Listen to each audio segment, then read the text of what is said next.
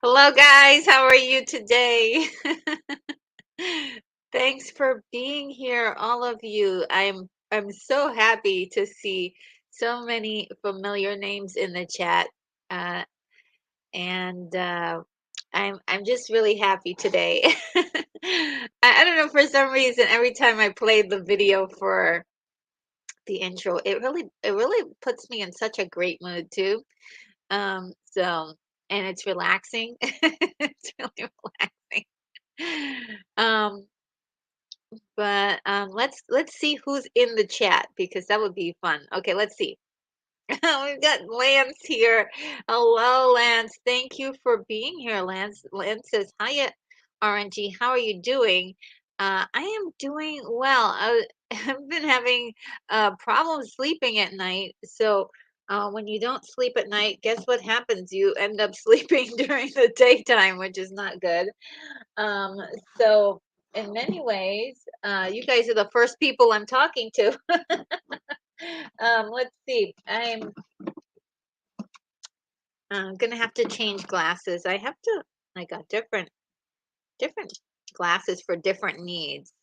So I'm gonna change my glasses really quickly because these are for seeing a lot farther away than I need to. This one is much better for me to see your comments. So hope you don't mind me taking a moment to do that. Um, but I'm so excited about today's topic. Let's see. Where are you guys doing in the chat? Uh, all right. Lance is saying, tickle that like button. Yes, guys, tickle that like button, or you can smash it.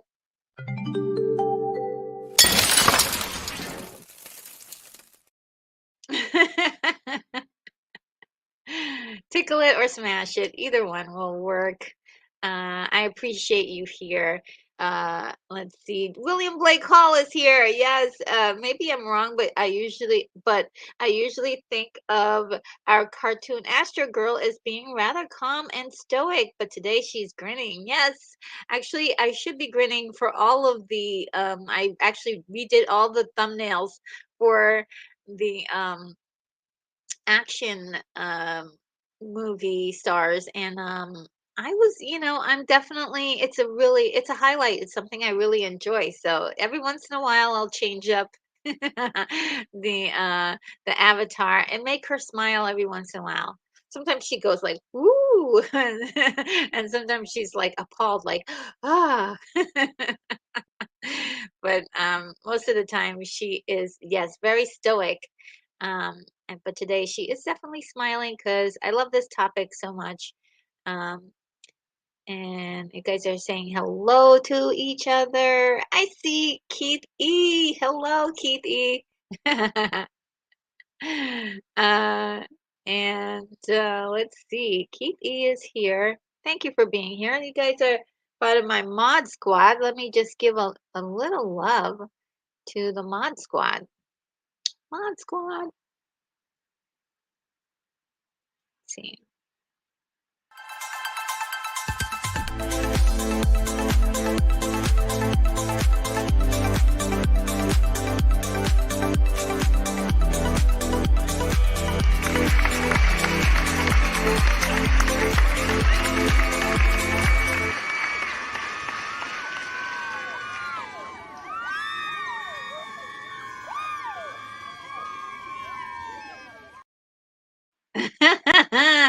Woo! And let's see.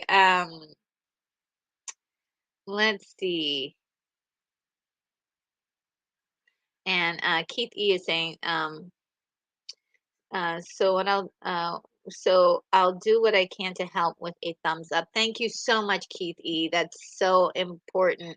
You know, YouTube really likes those thumbs up, and when you give a channel a thumbs up or a video a thumbs up, it really helps to that channel to kind of level up. um it's part of engagement, and they love engagement, they love comments, and they love thumbs ups, and they love all that stuff. So I appreciate you helping the channel with those things. um and look, William Blake Hall is saying, looking forward to reaching the halfway point of this 8-part series. Well, I actually looked to see, I have a little cue card to help me today, and it looks like we only have 6 parts. So after today, there will be 2 more parts. So yeah, we're actually like halfway at the halfway mark. We've already passed the halfway mark, is what I'm saying. The last video. So um, thanks for watching those too. I really appreciate that. And Lance is just letting us know my allergies are just starting to like tickle my nose. um, he's letting us know that Saturday that we're watching Jack the Giant Killer, which is going to be so much fun. I love that movie so much. And I really hope you all will be able to join me for that. There is stop motion. I do not believe that this is a Harryhausen film, but it's got a lot of the same flavors. It's got a lot of the same flavors, and the lead actor that was in the Seventh Voyage of Sinbad is in this film as well. So it's really a lot of fun. Uh, let's see. Oh, look who's here. Thalia Meyer is here. Mayor. Thalia Mayor is here.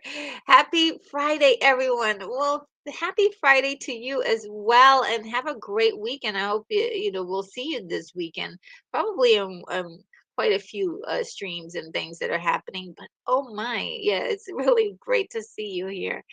And oh, look who it is. It's Unicorn Rampant Studio. Hey, all, I'm at the veterinarian. I was the first light today. Well, thank you so much. I really appreciate that. Oh, wow. And I hope everybody's doing well over there.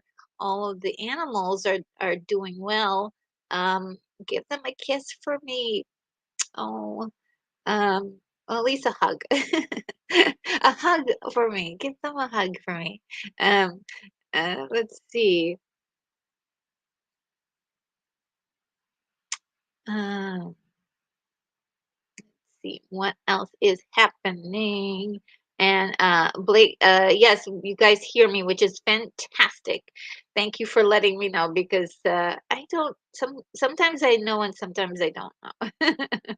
And Prince Evolove is here. Greetings, blessings to all. Thank you so much, Prince Evolove, for bringing your positive energy with you today. You are so awesome. Love seeing you in the chat.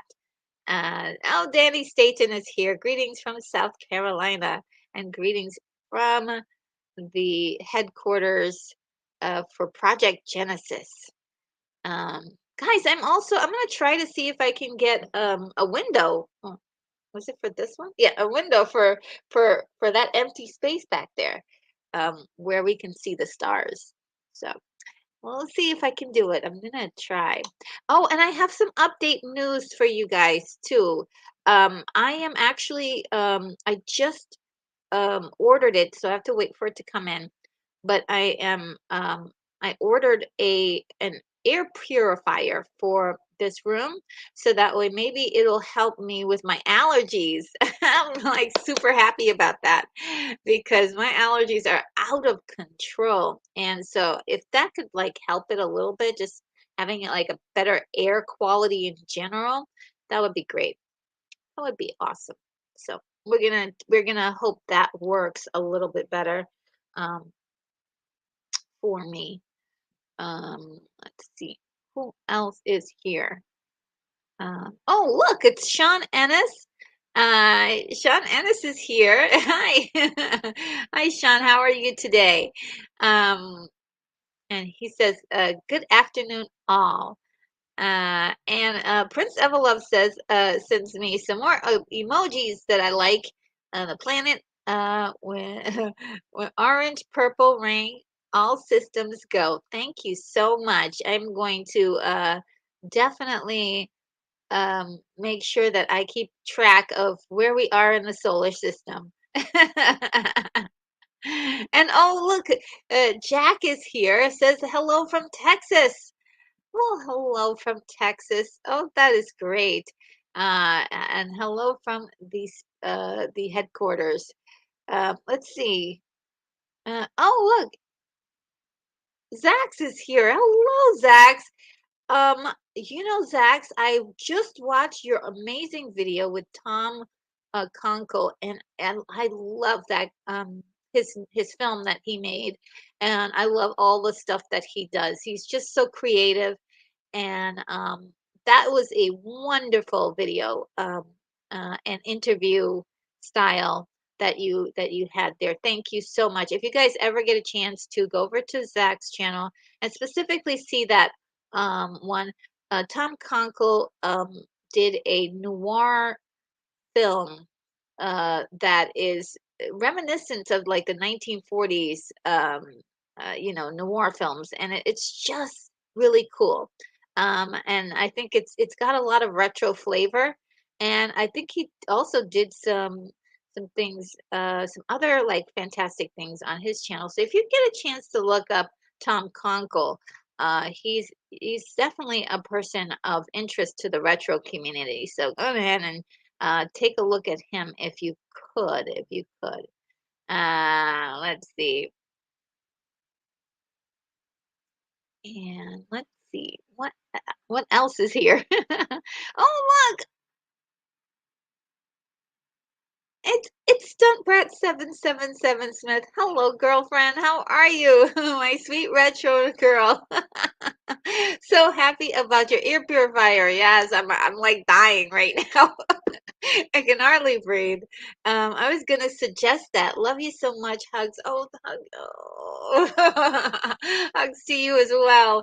Yeah, I was thinking about all of the different things I could do, and I was gonna get some Benadryl is like really weird for me. It really um I can't like say how weird it makes me feel. And it's very hard to be happy when I'm taking Benadryl, but for some reason I feel like a zombie.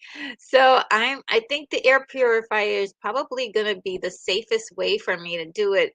And maybe like improve the air quality for my better health. I mean, it's such a like a big deal, but it's also uh, a a simpler solution. I don't know.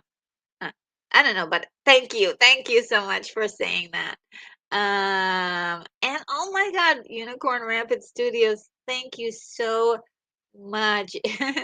$5 super chat. Air quality contribution for better breathing. Yes. Okay, I'm gonna put that in the filter bucket for the air purifier because the uh the filters can get really expensive. So thank you so much. Let me see if I can find our favorite um, little video for you. Which one is it? I think this one is it.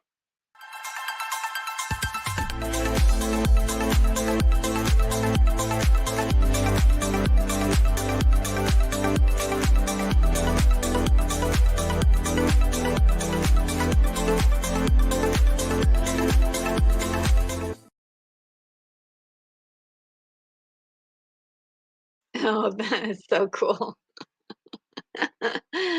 Oh man, I love that video so much. I mean,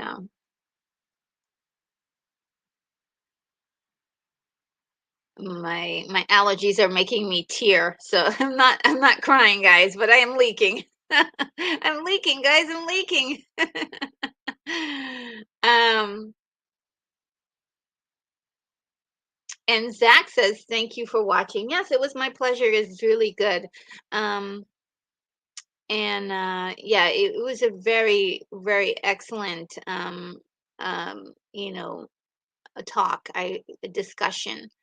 Um, so highly recommended. A polar bear fell on me.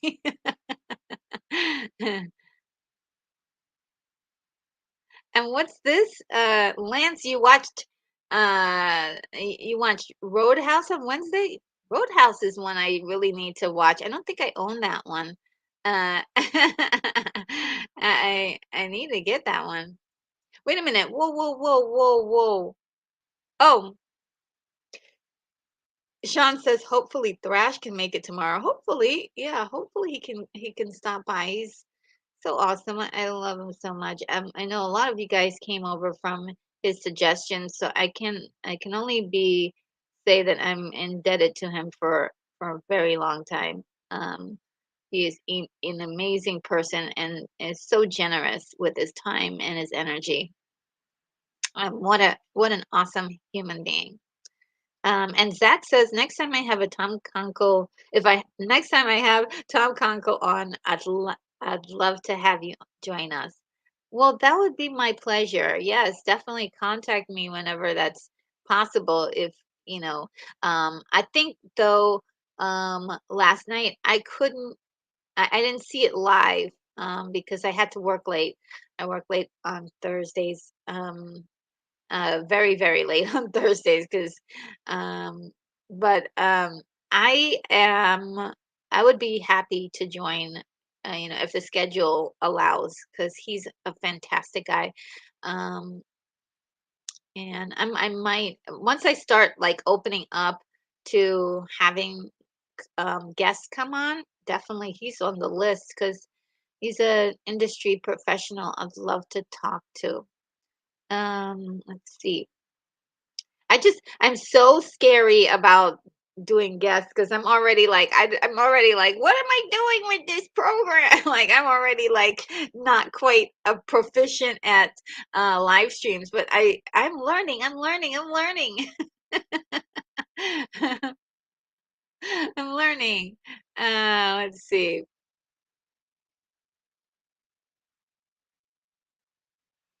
And let's see. And the Daily Dan blog uh says another like, thank you so much, Daily Dan. Uh we appreciate all of your likes and thank you so much. And Stunt Brad says, Retro, my bestie, Bill texts me the pollen content every day. LOL. He finally got a room air purifier. Oh, really? Is it working for him? Because yeah, it was really a lot of money, to be honest, but it was I suffer like every single day of my life here. So it's something that, yeah, yep. Unicorn Rampant the studio says they ain't cheap. Yeah, they're not cheap, and not to mention all of the electricity that you have to use to run them. So I'm gonna have to be very careful about how long I let that thing go and when do I really need it, and suffer part of the time. Unicorn Rampant Suey said, it's just that Keanu has done so much for men in general. Yes, he has. Yes, he has. He's just really, and he's not a guy who brags about himself. He's not a guy who blames other people for things that didn't work out in his career. He is a person he has a very, I'm going to use the same word that William used, stoic, um, and he has a lot of class. He has a lot of class, a lot of decorum, and a lot of people. If he is definitely the example for that, little boys are going to be like, yeah, I want to be like that guy. And I think that's another thing that people don't realize is that part um, of the images that we see on TV and movies are things that people are slowly getting into their minds and figuring out who they want to be. And if you've got someone like Keanu Reeves that's like doing this show, not saying that the little boys are going to go around killing people, but we're just, right? Like John Wick, he's just a guy who's standing up for his feelings and what's important to him. And he's not going to let people run all over him. And yeah, I do love what he's doing for men and young men in particular. Um, and as a woman, he's definitely done something for me. Again, I admire um, the way he handles himself in public. I want to handle myself like that in public with like this sort of Zen approach. Love him, love him. He's so great and gracious and generous and sweet and kind. I mean, that's what the human race needs. More examples of people trying to be, and it's not possible to always be because we are human, but to trying to be great examples. Great examples. Thank you for saying that, Corn Rampant Studios. And Lance says, did Samara, did you see me on Tug's stream yet? Oh yeah, yeah, that's right. You were on the Unapologetic Geeks channel last week, and I enjoyed that so very much. What a great conversation as well. A very nice retro talk that you guys had. Samara says, I did not work on Roadhouse. I just visited the barroom set. Was a bit too short for the double the gal. Oh, okay. Oh, I wonder. I bet that barroom set was pretty cool. And the Bat Channel is here. Oh my God, Trey, how are you? Oh my God, we need to talk. We need to get together soon. I miss you guys. It's just been so busy for me and so insane. But yes, keep up the great work on your channel. Guys, I believe on Saturday you're probably going to do a review for The Mandalorian deep dive uh, on Saturday, if I'm not mistaken. Let me know. You can clear that up in the chat. But he's been following the Mandalorian, and it's been fantastic. So a very nice deep dive of the show. Um, and let's see. And uh, Sean says, I worked with Julie Michaels. She is the bad girl in Roadhouse, the one that dies in the strip that that dies in the striptease. Maybe I need to see Roadhouse again. I forget. Did that happen? Oh, look who's here, Lord Thoth. How are you? Thanks for being here. Oh my God, it's so great to see you. Um, and let's see. And Jack says, allergies. Every flowering plant around here is dusting everything in pollen. My bike's tank was more yellow than silver. Yeah, it's an incredible season. It's a wonderful time for growth and renewal. But man, it is going nuts. Actually, I'm about to sneeze in a minute. I think it's about to happen. Oh, false alarm. Oh man. Okay, they are now attacking me full on. So I'm gonna have to, guys, um pause for 1 second, and while you wait, I will play a wonderful little um video that's about a minute long.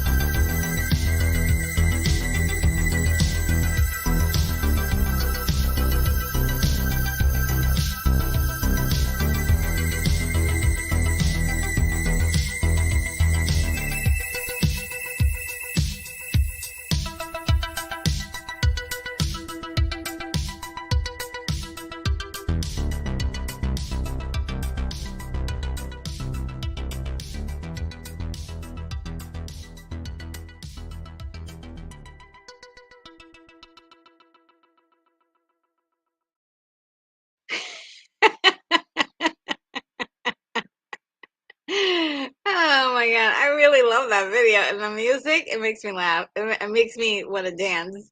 Uh, okay, so let me put down my banner here, and I'm gonna check the last little bit of comments before we get into the main juice of the video, which are the action stars of yesteryear. All right, so let's see what else um, is being said. Oh, thank you. William Blake Hall says these beginnings are like how the episodes of the Carol Burnett show would open with Carol talking with her audience. Oh, thank you. Oh my God, I used to love that show so much, and Carol like pulling on her ear was just So sweet. Now I'm getting really teary-eyed. That real tears now. um, thank you for saying that. I love that show so much. As a kid. Um, and and I'm really now I'm really teary-eyed. You made me cry. William. Oh man. Uh, these are tears of good memories. Definitely.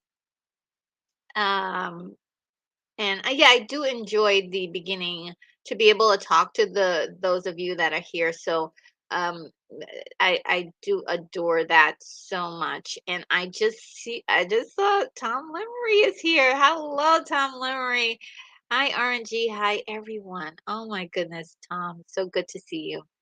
And um, Brett says, retro, yes, the room air purifiers are not cheap, but retro breathing is not optional, honey. He's just saying, yeah, it isn't. It isn't. It is not optional.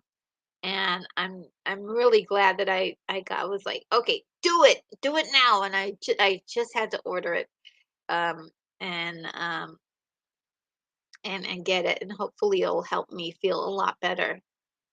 See, and Lance says R.I.P. Lance Reddick. Yes, definitely. Still, we're still brokenhearted about that. And unfortunate. It's so unfortunate. And this whole thing about natural causes. I'm just trying. I think we are looking for an answer, and maybe it's much better for his family that it's just natural causes, but it definitely is just breaks your heart, just breaks your heart. Oh, look who's Integrity 101. Oh my God, so great to see you. Oh my God, I saw you um on somebody's channel. It was great seeing you and hearing your point of view. um you have such great takes. I love how positive you are as well. Integrity. So definitely, um big hug to you, my friend. Keanu is great. I love him in Point Break. Oh, and Justice League. Zack Snyder's Justice League too is inevitable. Yes, it is. And eventually one day, maybe, maybe in a while, maybe not at this moment. But I can't wait to find out what Zach is going to tell everybody, um, and at his SnyderCon. Uh, it should be a lot of fun to find out what he's going to say, and maybe it's going to be a teaser for his new movie Rebel Moon that's on Netflix. I hope so. William Lake Hall says nowadays boys have Keanu Reeves. Back in my day, we had Spock. Ooh, on the original Star Trek. Yes, Spock was fantastic. Yeah, he was a role model for me too. I mean, uh, I don't know how many times I would say, that's illogical, or he was just a great character, um, and that had some levity to him as well. But in a pinch was definitely a great sort of second in command to John James T. Kirk. Oh, Keanu and Speed as well. Yes, yes, and Keanu, of course, is on my list of action stars, but he won't be on the one for today. We're still in the '80s, guys. uh, Lance, gotta go, bro. LO, haven't seen Roadhouse for a long time. Hugs. Yeah, I have to say that. I haven't seen it in a while, so it's time for a rewatch it soon. Well, thank you for being here, Stunt Brat. It's always great to see you, and I hope you're going to have some fun today and this weekend. And let's see. Oh, William Blake Hall says, any chance we'll hit 1990 today? And I am not sure. Will we? We'll have to go through the list and find out. That we'll have to. We might still be on the 80s because remember the 80s really had a boom of a lot of people. Um, so yeah, let's go. Oh, and the Bat Channel says we miss you too, Retro. Yes, I miss you guys. We should do something together soon. Um, maybe maybe I can figure out how to do this. You know, have people on for crying out loud. Okay, and so the Bat Channel uh confirming that they are doing what they call a Squad stream for Mando on Saturday at 1:30 p.m. Eastern. And that should be really cool. Um, I'll definitely try to make it tomorrow is really kind of wild for me. I have a wild day tomorrow.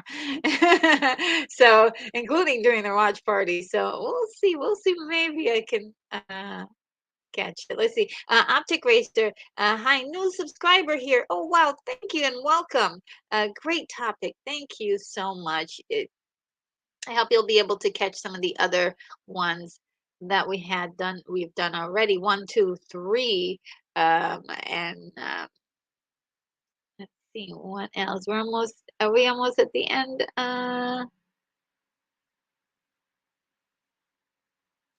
Oh, and Sean says, does the striptease. Damn autocorrect. She doesn't die. I was like, did I see the right movie? She died while she was doing a striptease? Thank you for clearing that up, Sean.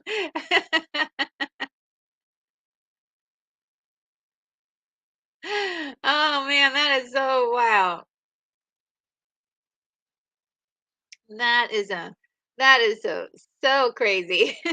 And William says, great variety going on in that video, RNG. Well, thank you. Thank you so much. Um, let me see.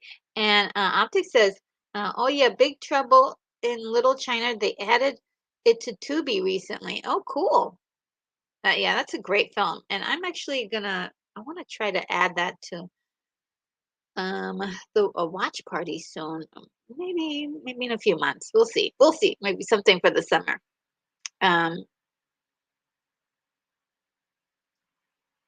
and a little clarification is called I was called to the Roadhouse Barroom set like in Canyon County, Cali to see a good if I was a good double for Kelly. Oh, wow. A piece of history right there. And Integrity 101 says, love Aliens. I'm rendering a 4-hour version of it right now. Aliens and Aliens with mirror additions and trims. Wow, that sounds really cool. Integrity, you do a lot of editing and things like that. I would uh, love to see your stuff. I don't think I've ever seen your work before. And I'm sure that's, because you're doing like a high end IP, you have to probably can't be like, oh yeah, here's the link for everything. You could probably get in trouble.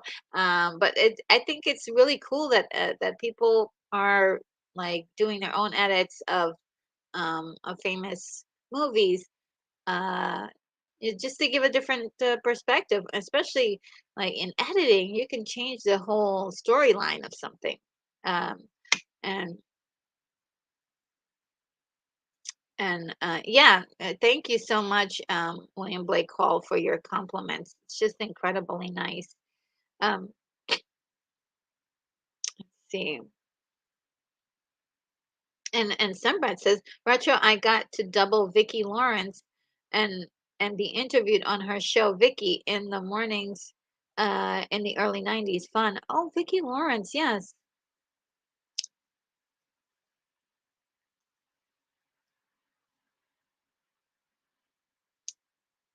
And Lance says, I just love RNG. She's super sweet and much. Oh, you stop it. I'm gonna start leaking and really crying for sure.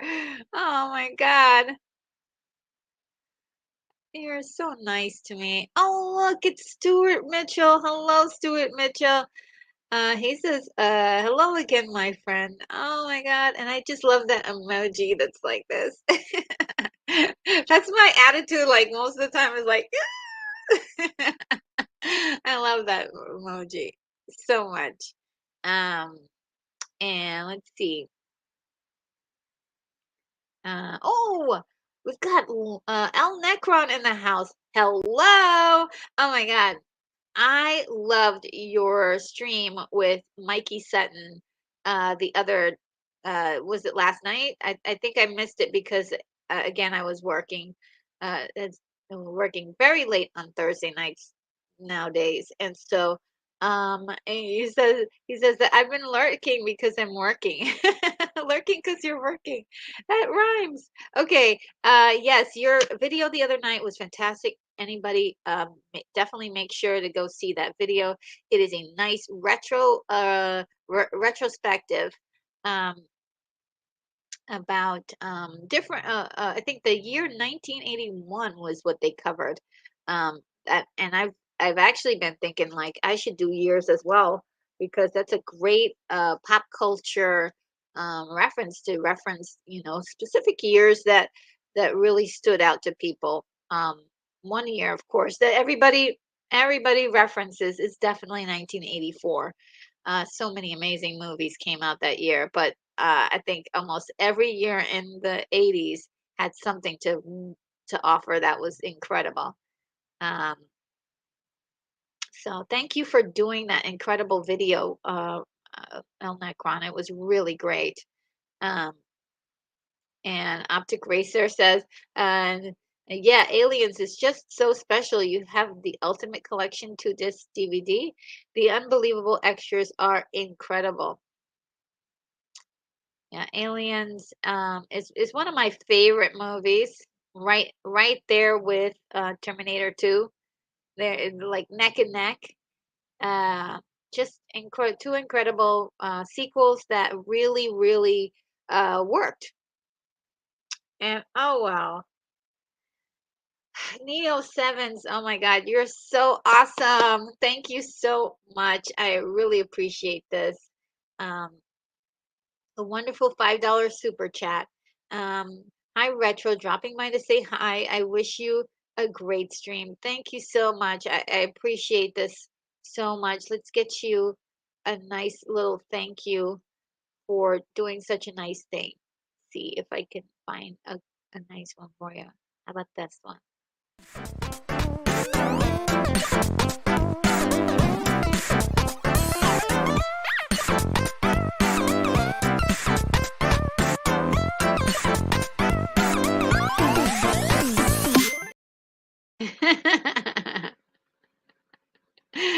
That just makes me laugh every single time. It just puts me in such a great mood. Thank you so much, Neo Sevens. I appreciate it so much. Definitely. Um, yes, Lance says that's logical, Captain. I would say that all the time when I was a kid. Like, I'm sorry, that is illogical. I think it's like we I don't know. I really like the fact that there was a seriousness, but that mockable element about Star Trek. It was very mockable, um, but it still didn't lose the integrity of what Star Trek stood for, the positivity of what it meant. Um, to boldly go where no man has gone before. Come on, that's incredible. Uh, and Integrity says, "Oh wow, thank you for the kind words, Retro. You're always so nice and such a class act." Well, thank you so much, Integrity. Like every time I see your comments, you are always very positive. Uh, and offering positivity, and I think I really Um, wish more people would do that, and I definitely appreciate that from coming from you. So you put the integrity in integrity 101. uh, and and let's see what she's got. Some Brett is saying something about the industry. She says the stuntmen who want to hire their pals give a lot of leeway to height and measurements, but with us gals, it's like down to the inch. Oh, interesting. Interesting. Huh. Huh. Yeah, I mean, I think if you'll make a you'll forgive for your friend, right? To keep your friend working, but if it's somebody, else, you might not wanna. But yeah, I see what you're saying. It's it can be very frustrating, um, seeing something like that. And Integrity says, I have the director's cut of Aliens. I haven't looked at the extras in a while. Great films, though. Wow. Yeah. And Racer says what we're thinking is like, wow, I didn't know that stunt, Brad. How silly of them. Yeah, I mean that's yeah, cut cut everybody a break if you're gonna cut a few people a break. And oh, so I thought you were on your way because it said like I gotta go. Stembra says nope, she's still here to torture you all. I love you, girl. You're amazing. I love you so much. You're amazing. Yes, Lance says the same thing I was thinking. And Sean Ennis says, Julie Michaels, who does not die during the striptease, also fights Keanu in Point Break. Wow. They try to make the first arrest, and Keanu almost gets fed to a lawnmower. Okay. Julie Michaels, should she be on my list? All right. Let's see. Yes, William is saying we're 40 minutes in and 1980 we wait. Okay, yes, we're getting there. We're getting there. I just want to make sure don't forget to smash that like button and subscribe to Retro. Let's get her to 6K. Thank you so much. I'm really close. I think I'm like maybe 20 subs away from it, so it's okay. It's fine. Integrity 101 says, I started making fan edits 2 years ago, and so far, an extended cut of Batman, Red Hood, Blow 2001, Johnny Depp, Hybrid T2 cut, and my passion project, Donner's 4-hour Superman, which is Superman 1 and 2, available 2023.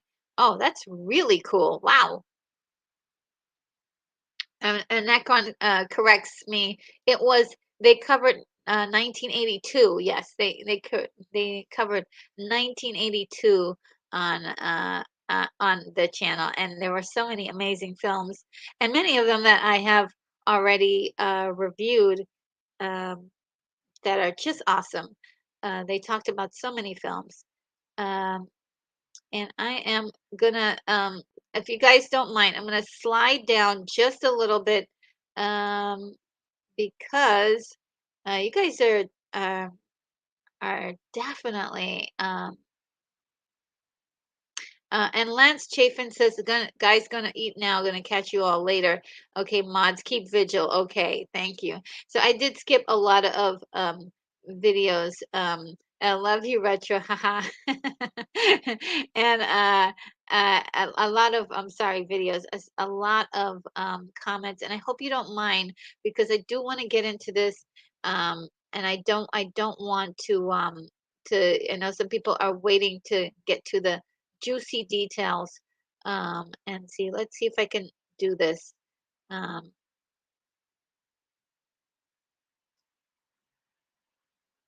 okay. All right. So here we are, the action stars of yesteryear. Now, in the past shows, I've read off everyone that I had done before. And we are up to like 66 people.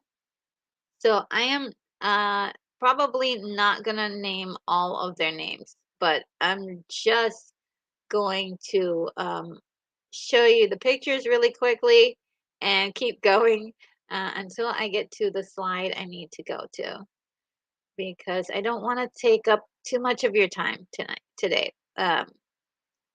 But I definitely want to get your point of view on the um, the the people that we're going to cover today.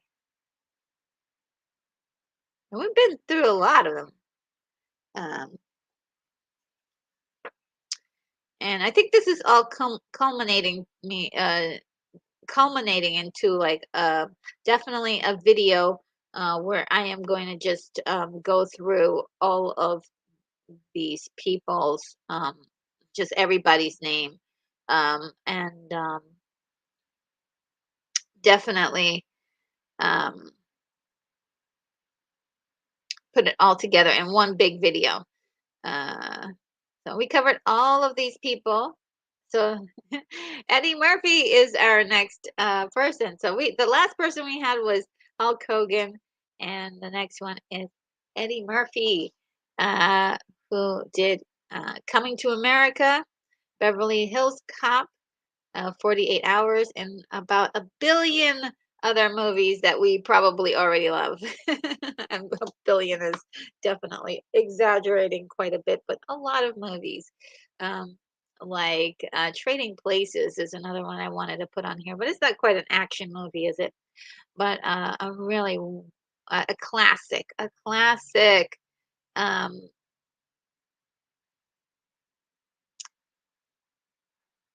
oh, and Sunbread has some information for us. She says probably the actors in the golden age of Hollywood did more of their own stunts before the Screen Actors Guild was formed. Yes, it is uh, definitely one of those things that uh, earlier they that's they didn't have to speak or really do a lot of acting. It was very performative and physical, so that helped. But I also think you know once the Screen Actors Guild, they were like, yeah, these guys need some insurance and all sorts of things, because again, you don't want your star to end up in hurt or anything. Um,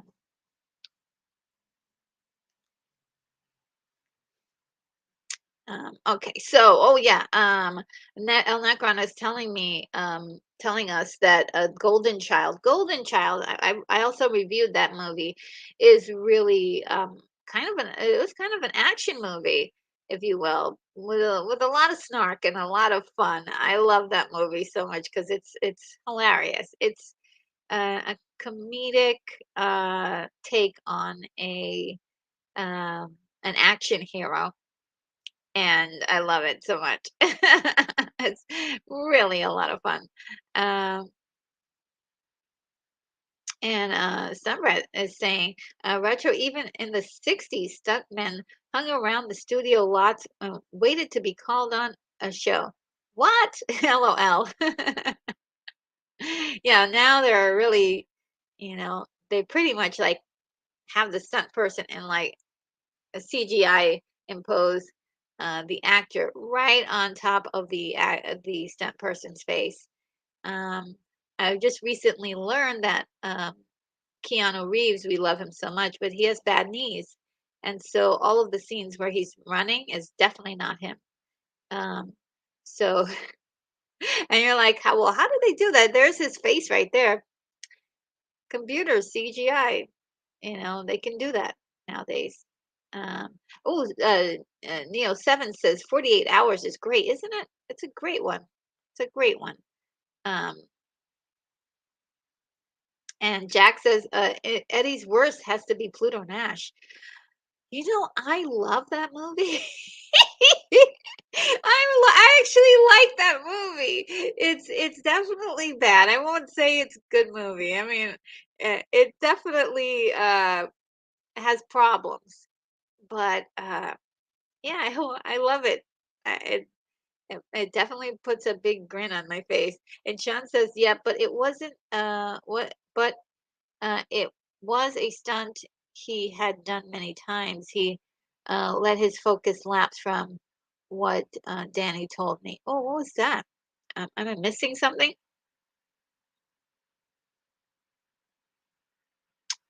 Am I missing something? Oh,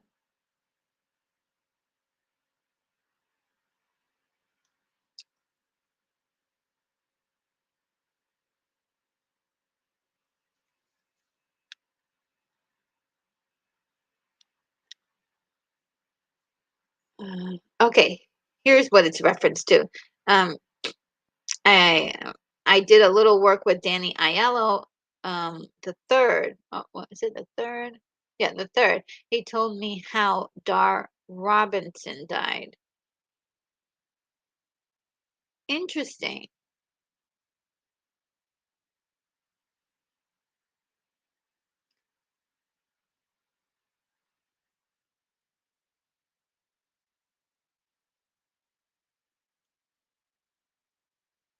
And this is the second part to that.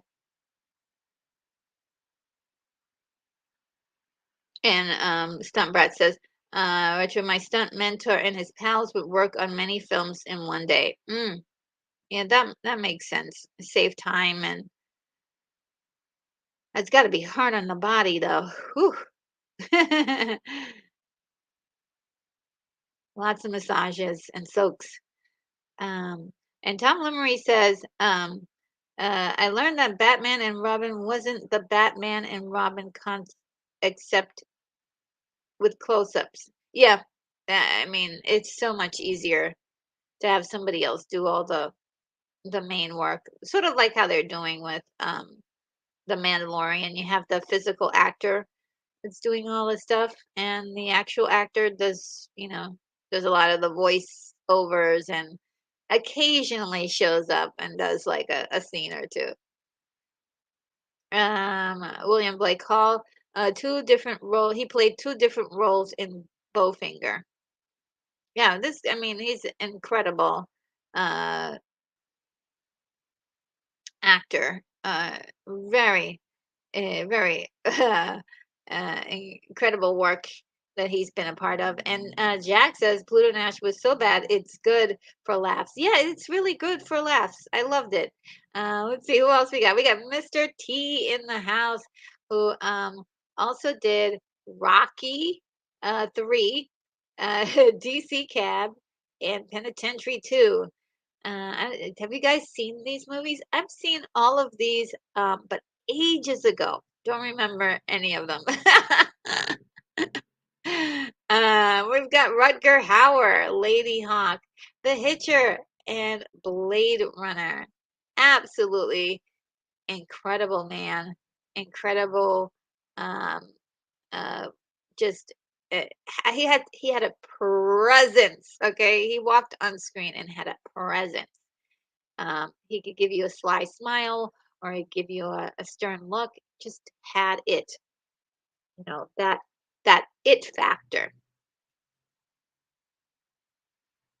and managed to steal that movie Blade Runner away from Harrison Ford for the few scenes that he was given. I almost wanted more of this character in Blade Runner. I was like, can we just find out more about this character? Um, And yeah, he just knocked it out of the ballpark. Let's see what you guys are saying. Whew.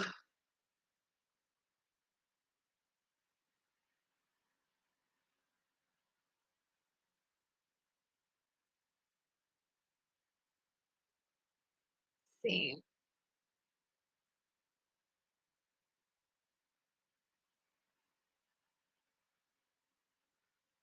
All right. Now, okay. Well, let's move on. And I guess this is gonna be quicker than I thought it was gonna be. Oh, wait. My it seems like my computer that I run this on is a lot slower than what's going on here. Okay, there we go. It's catching up.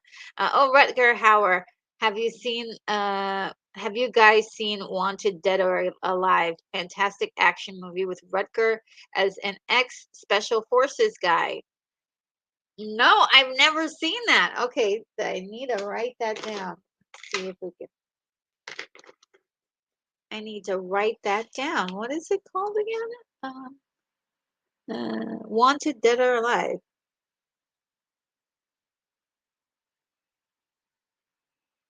Or Alive. Rutger Hauer movie.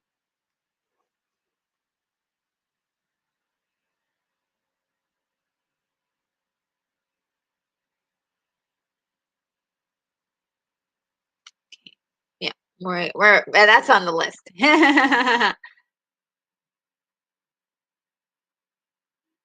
And Neo says, I loved his Roy Disney character. Um, Great movies. Yes, wow, incredible movies.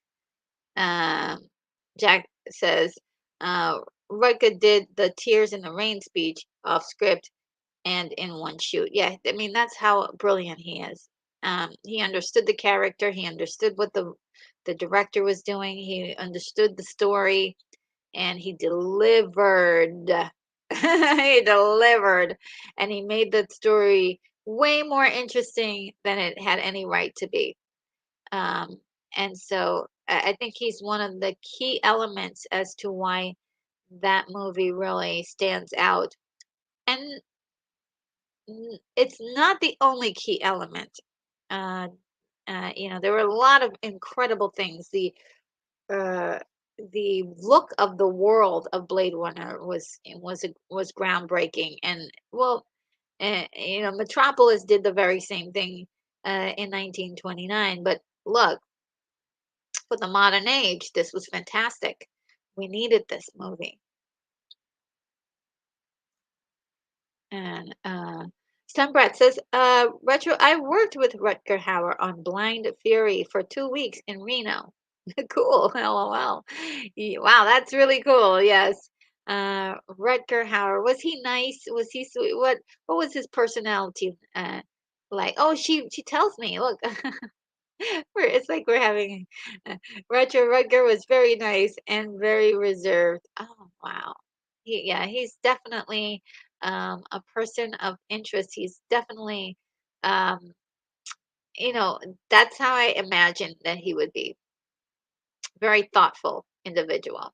Rutger Hauer was great in Soldier of Orange, 1977. Highly recommend Retro Nerd Girl. What kind of film is that? Soldier of Orange. Is that like a Vietnam movie? Um,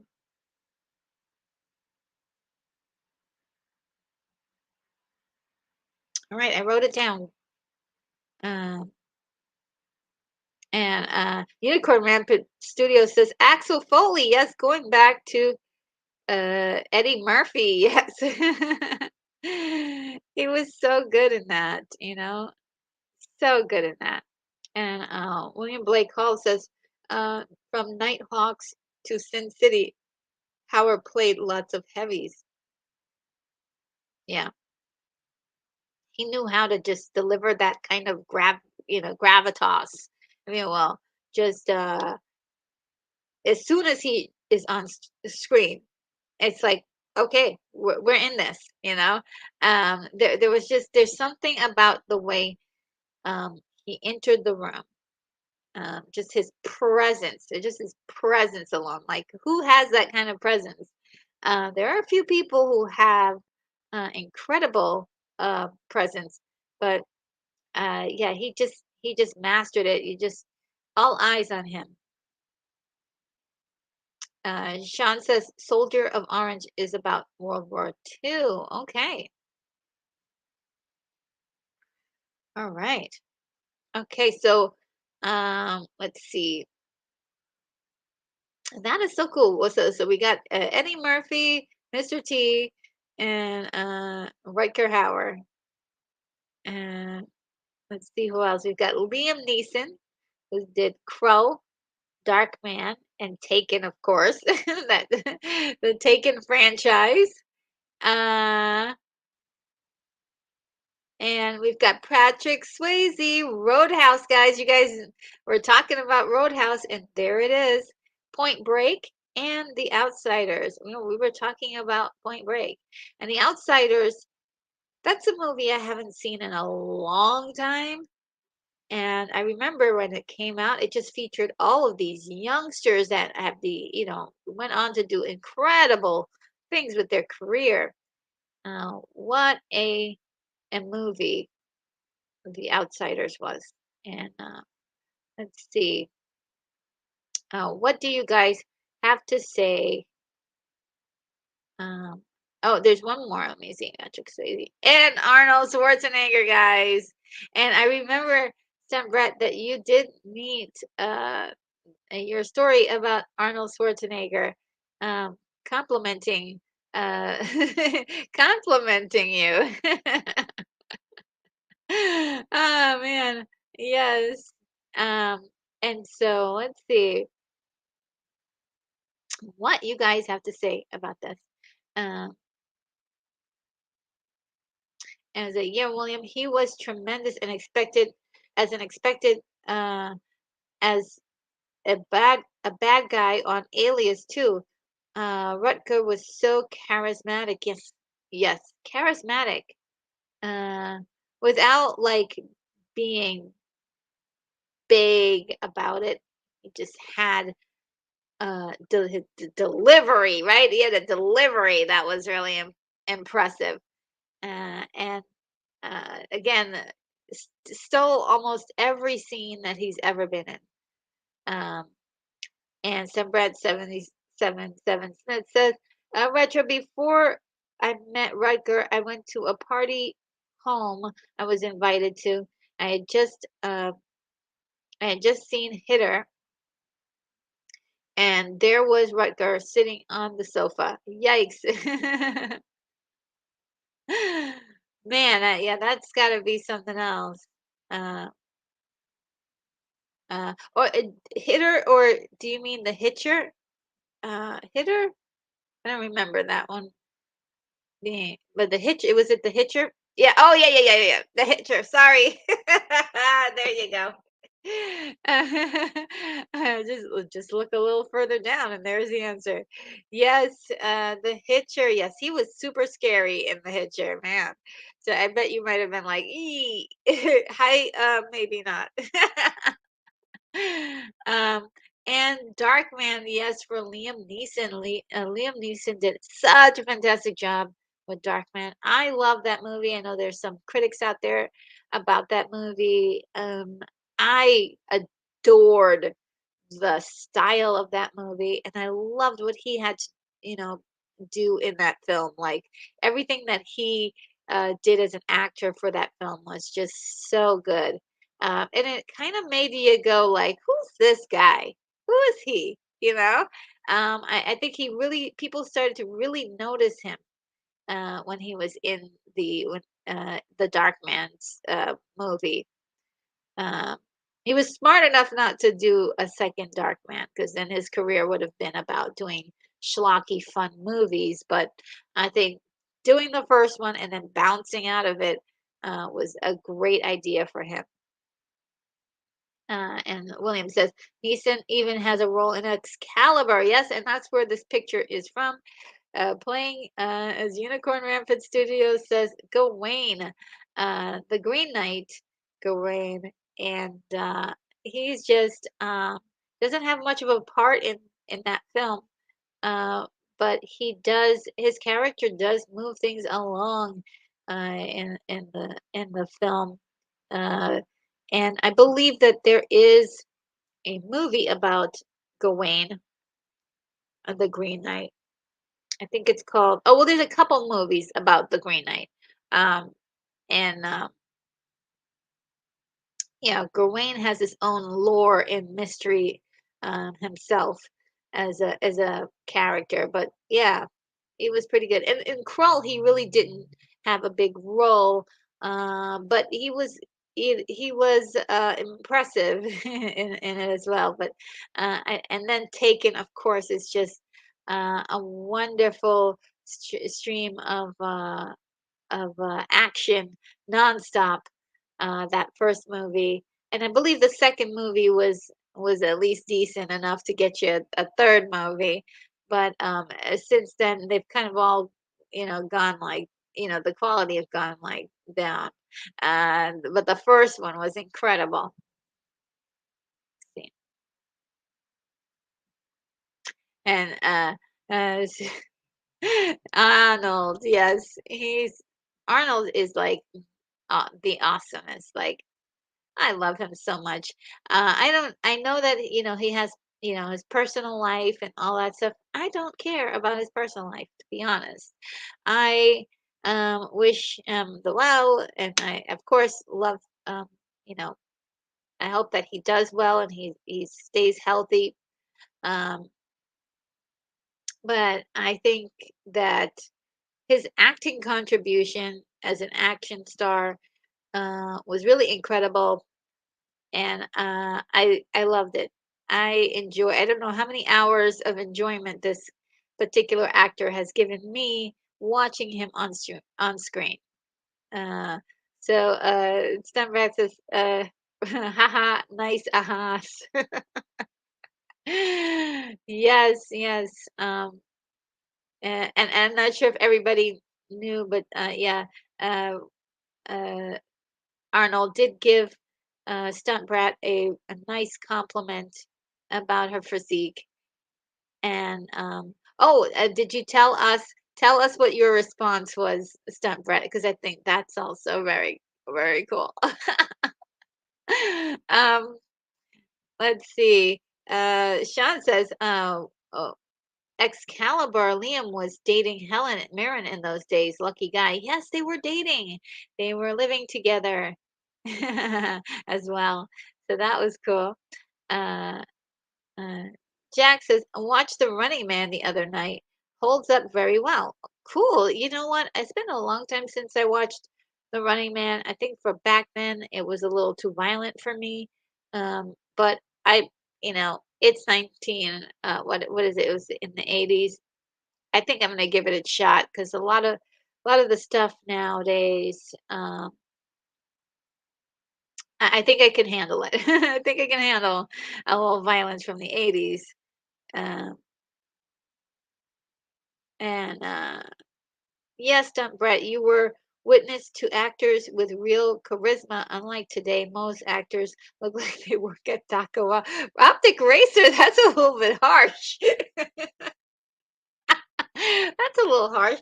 What about there's a couple of, really great actors out there. I think they're really fantastic.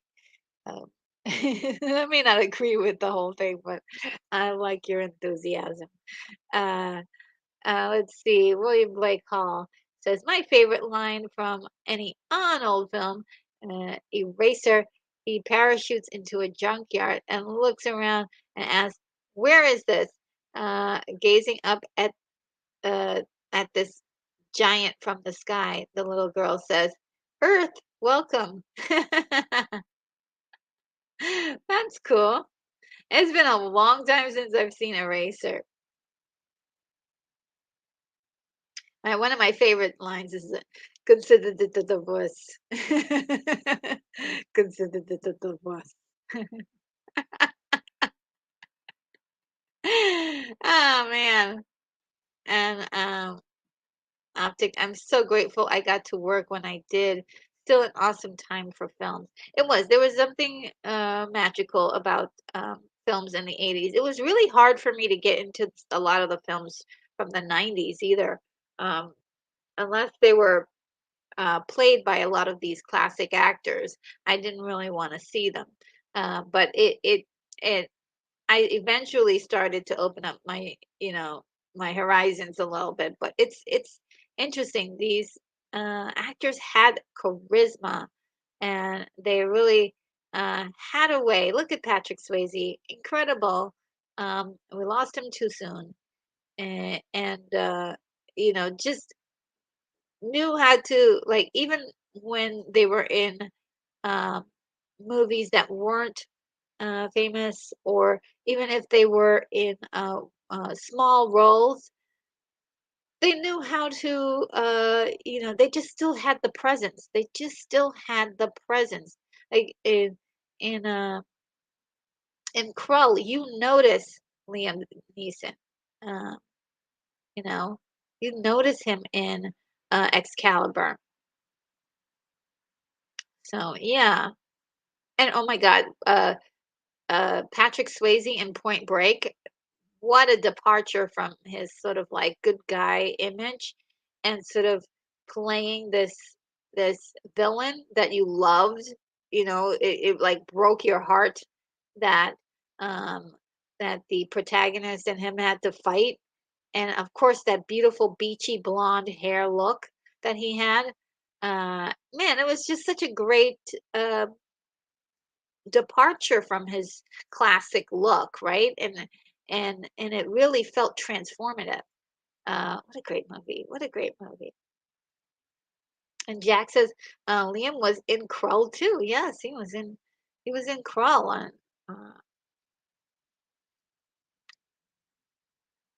Let's see. When Arnold told me I had a nice ass, I said, now, now I can die a happy woman.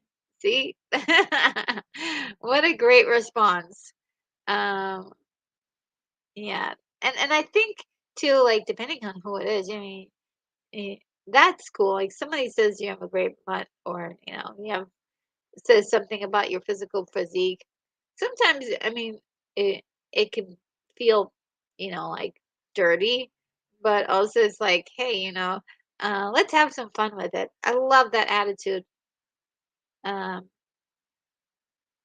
that you took with that. That you didn't get offended or anything um, by that. I mean, a gorgeous guy like Anna Arnold, who was in the top of form at the time, says that he likes, thought you were hot.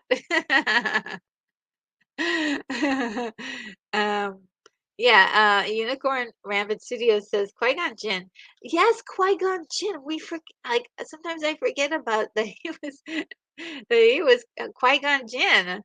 Um, and even though my overall very I'm although I'm even though I'm overall very sad with Star Wars, um, JQ to me is the ultimate Jedi philosophically.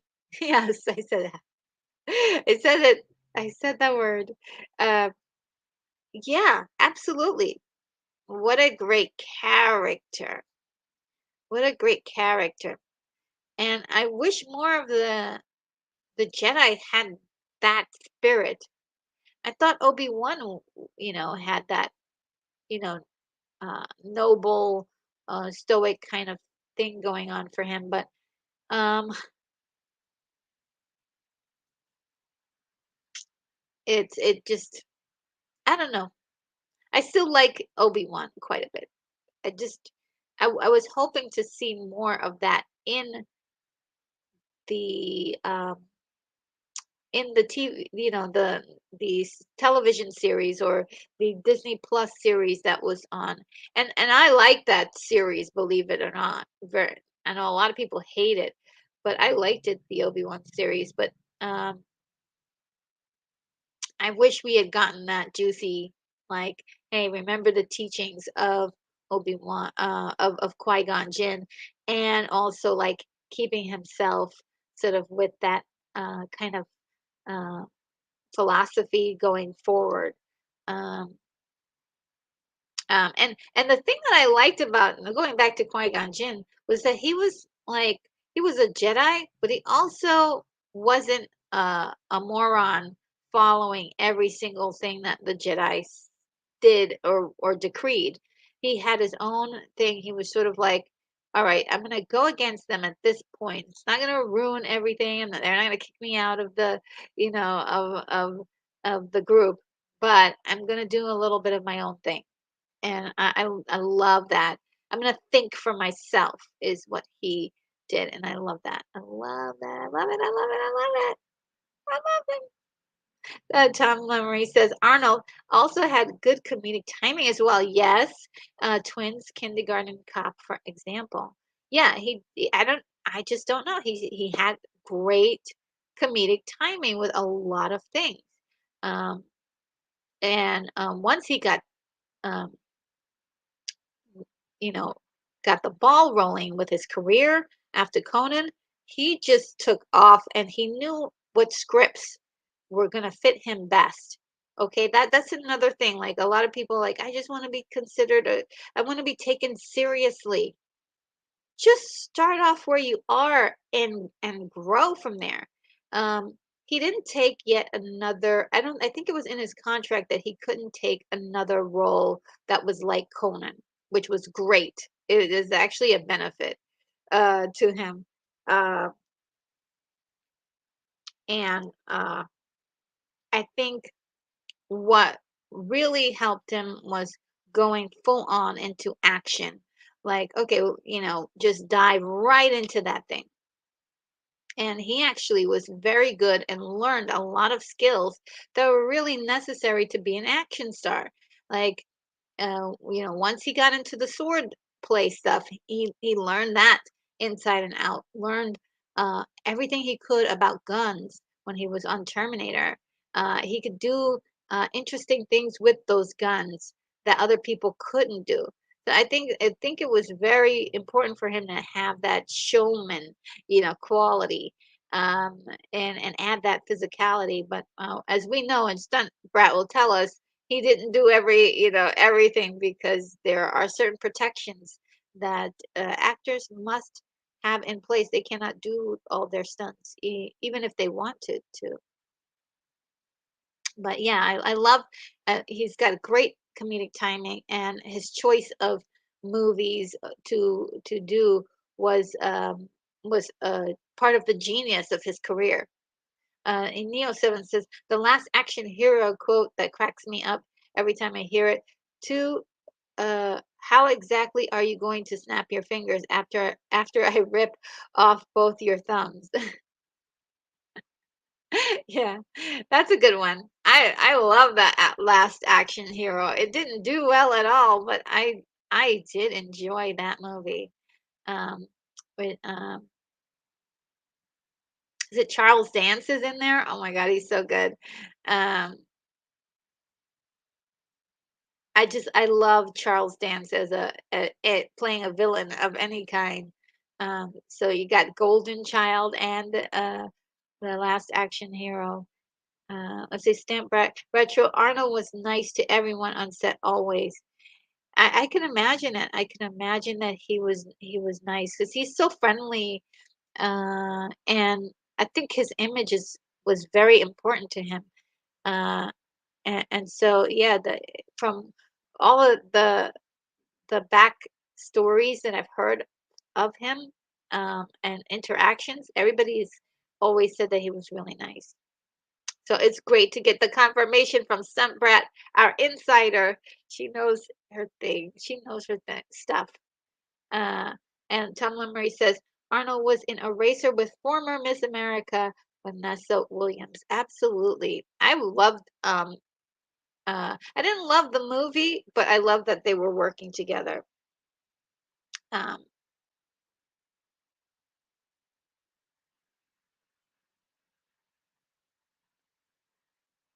and Amiga, you know it. Those times are in a league of their own. Action dramas, comedies, horror, science fiction, fantasy, teen movies, of course. So special, the music and imagery and writing. Yes, yes, in the 80s. And Integrity 101 says The Terminator is Arnold's best film, in my opinion. It might Is it his best film? Yeah, I think so. It's my favorite all-time film, period. I know people are like, that's kind of dumb. You should pick something like Citizen Kane or something with a little bit more like a drama.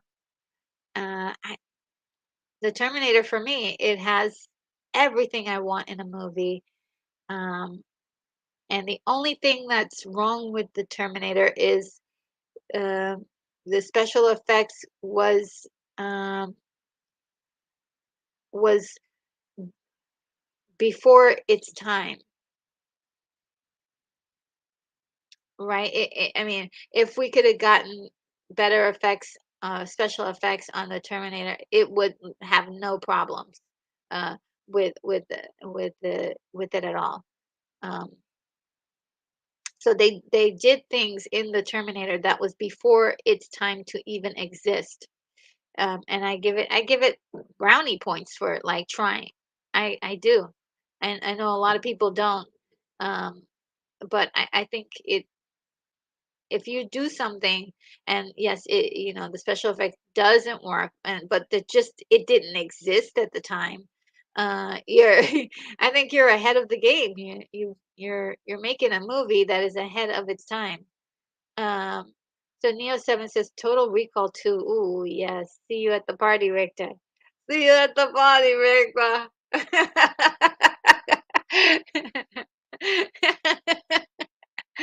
I love that movie so much. Yeah, Total Recall is like, I reviewed that movie too, guys. I did review Total Recall. Um, And let's see. Uh, William says some people may resent it, but Arnold's contribution to science fiction has been huge. He made movies which could not have been possible without him. Absolutely. Like for instance, Total Recall is one in particular that is just like with his star power, that movie was going to be successful. Now, the ads for Total Recall were so weird. Does anybody remember the trailer for Total Recall? It was so weird. I was like, "What is this?" But, the critics came out and they said, "Oh my God, this is so good."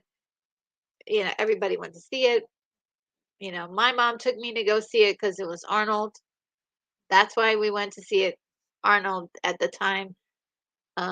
We were fans. We loved everything he did. And what are you gonna say? That was why we went to go see Total Recall. It was amazing, so good.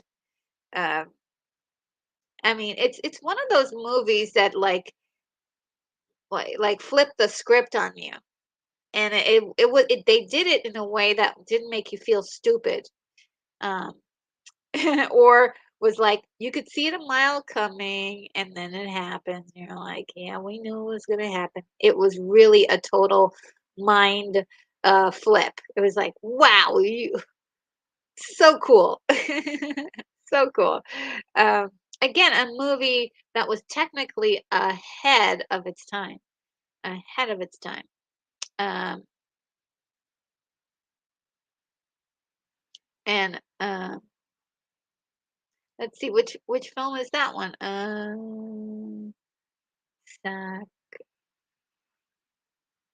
Crow. Oh, you worked on Crow? Oh, wow. You worked on Crow? Wow. Um, all right. So forgive me. I'm the allergies are just like they're strangling me. They're coming for me right now. All right. It's the unseen killer. Ah. All right. Unicorn Rampant says Darkman was incredibly entertaining in the theater. It was, right? The just the colors of, I mean, saturation all the way up. Uh, the wild scenes that were just kind of cut and pieced together.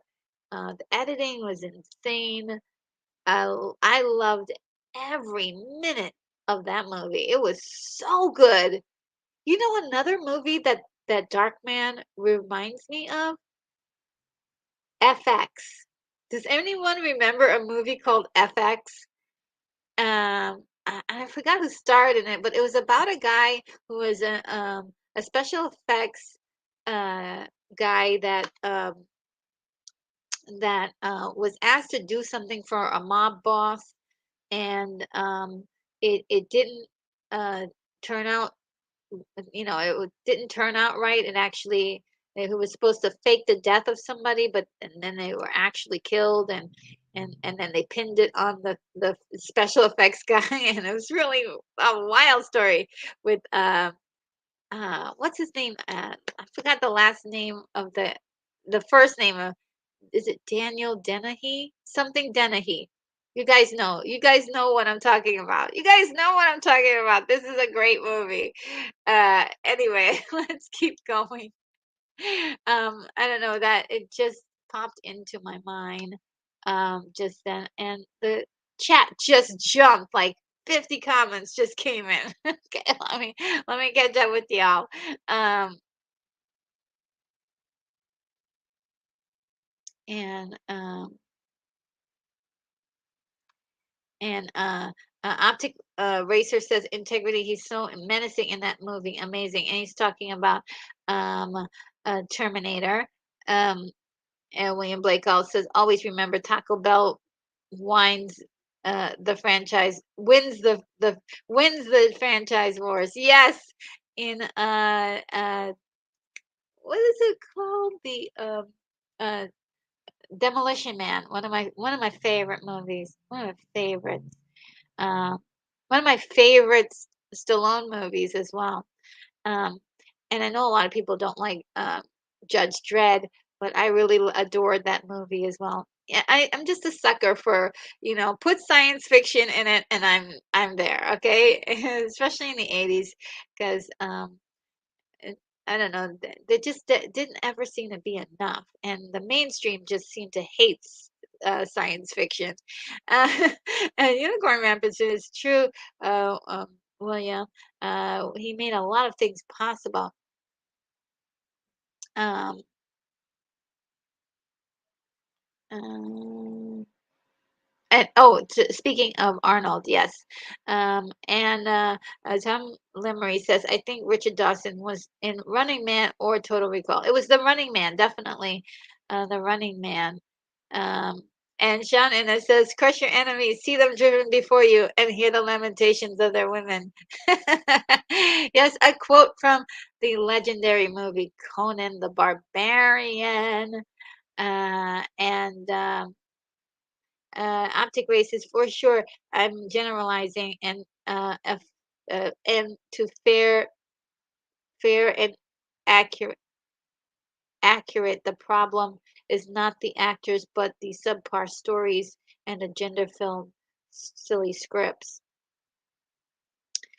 I think so, and um, yeah, I think what happens is that we're being robbed of like um having like actual like charismatic characters because people are afraid of what a whole bunch of people are going to say about the character.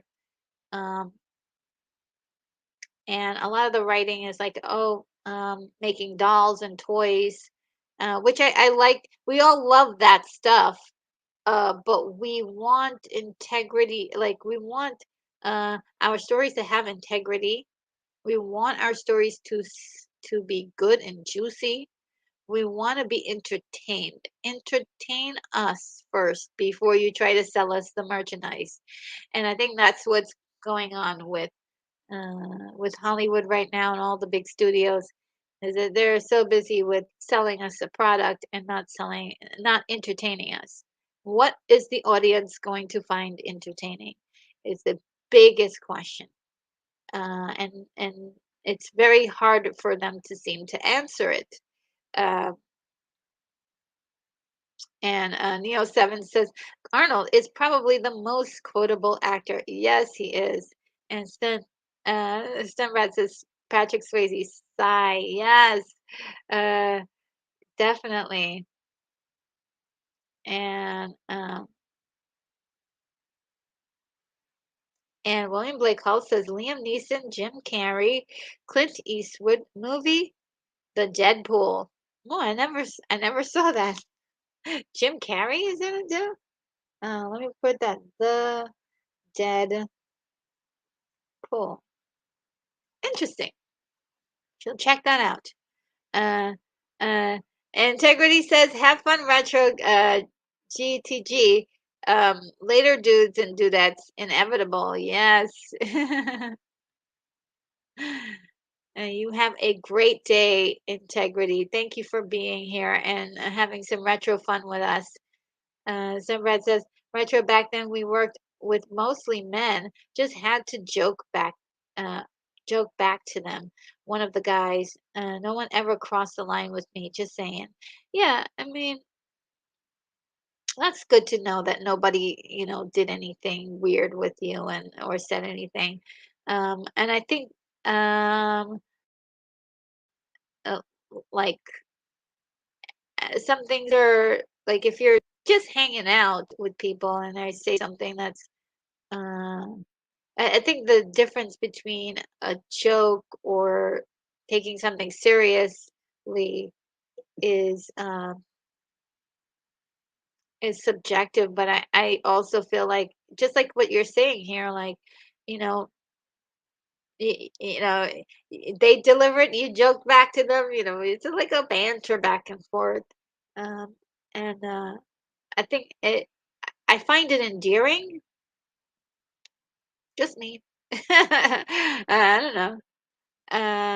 I'm actually really glad you had that relationship with them, that you could just, that you could just joke around.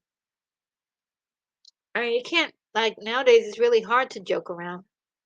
Everything you say is taken seriously or totally out of hand, or or just totally twisted and changed. Um, and Jack says, did Richard Dawson take liberties as his reputation inferred?" Oh yeah, because a lot of people had some allegations against him. Um,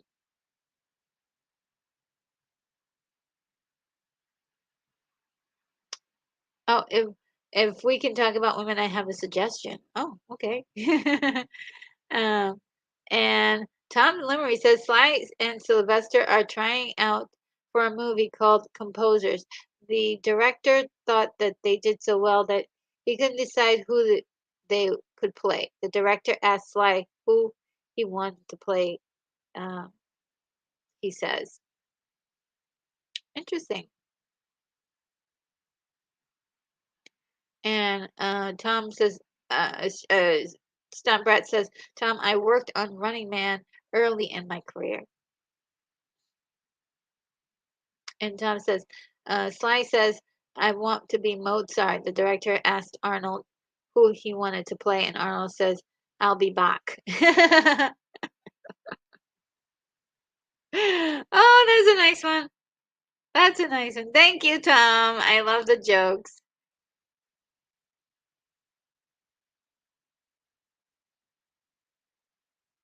And Sunbright says she never met Richard for to clear that up. So yeah, she didn't. She never met him. Just in the same movie. Well, let's see. Daryl Johnson is here. Yes. Hey, Daryl, how are you? Don't forget Arnold's Hercules in New York from 1970. Yep, the year I was born.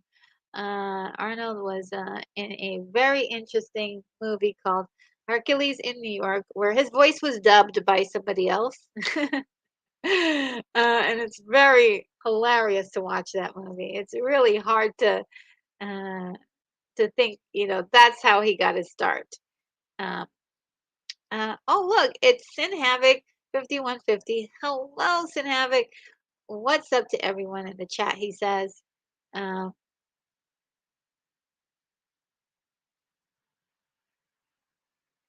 and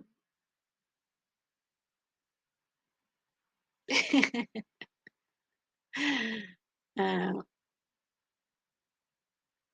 and he also says, rules of grift apply. Let's get those likes up for Retro Nerd Girl. You were so kind. Thank you so much, Sin Havoc. You were really sweet.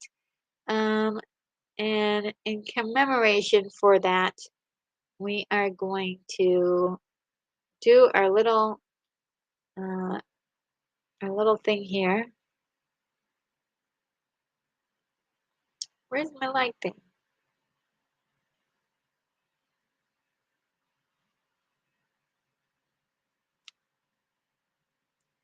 Well, I thought I would just do that, but I guess not. It's like, there we are.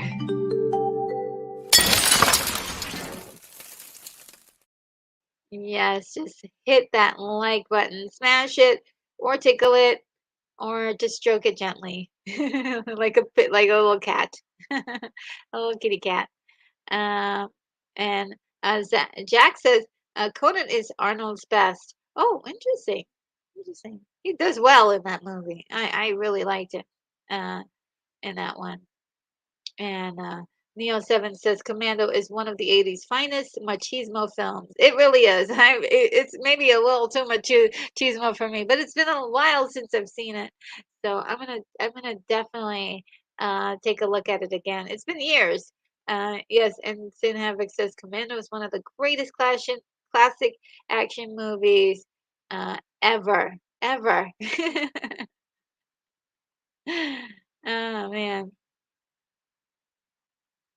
And Sean says, and the ending effects in the Terminator was like a nod to Harryhausen, especially the chase factory before the industrial press. Yes, it was. It was very the stop motion action, and I love the intercutting between the stop motion uh, and the live action. And again, it was a way before its time. Um, and it was really, I think, the best it could have been done. And Stembrat says, worked with Arnold for over a week in Mexico City on Total Recall. Cool, cool. You didn't drink the no, you didn't drink the water, right? Because I heard a lot of people got sick from drinking the um the water on set. Neo7 said, Jerry Goldsmith's score was great for Total. Oh, yes, it was. It was incredible. Thanks for reminding me about that. That's incredible. And Sean says, were you, uh, you guys are kidding in the chat. And Cinematic says, get to the chopper. Get to the chopper. Get to the chopper. It's like the best line. And well, it's the most used everywhere. Get to the chopper. And a lot of people do that thing when they go, oh, oh, oh. Get to the chopper. It's one of the greatest one-liners of all time. And that is from Predator, right? Am I correct on that? Um, allergies are coming. Ah, yes, they're just out of control right now. Oh, they're attacking me. I'm gonna take a little. I may take a little break in a few moments, but they're getting me. My eyes are blurry, filled with water. And itchy, and my throat is closing up on me. Guys, I'm dying here. Dying. Somebody throw me a lifeline. Okay. William Blake Hall says there are two FX movies. Yes.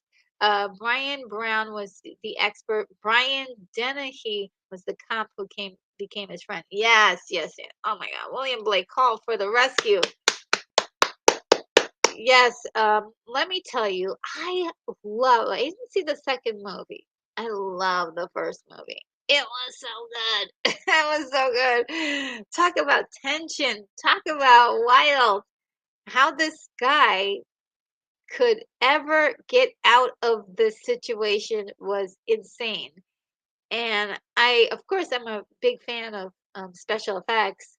Um, creature designs and all sorts of stuff like that. So it was really awesome to see a movie that was centered around that, but also an action movie. Like, come on, like who's speaking my language out there? That was like one of my favorites. And I've been trying to track it down this movie for a long, long time on DVD. I can't find it anywhere. Um, and even on digital, I've been looking for it. I can't find it. So if you guys know where I could get a copy of FX, let me know. I really want it so bad because it's such a good one. The first one, I don't know about the second one. I didn't see it.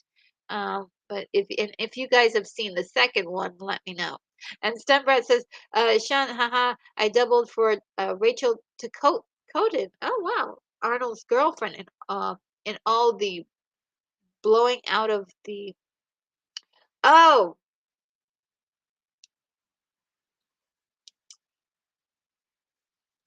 blowing out of the mountain fan scenes.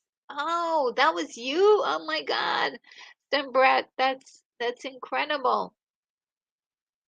It's so funny. We've all been watching you on all of our favorite films all these years, and we never met you. Well, it's so nice that you are sharing this information with us. Oh my goodness. And Sean says, I remember SFX. Brian, yeah, Brian Dennehy. What a great uh, actor. I mean, talk about gravitas. The man is so great. Um, remember FX? Yes, yes, yes. Um, and let's see. Um, Rachel was certainly pretty. It was fighting uh, Sharon Stone's double. Or was it fighting Sharon Stone's? I can imagine what fun that was to shoot. Um,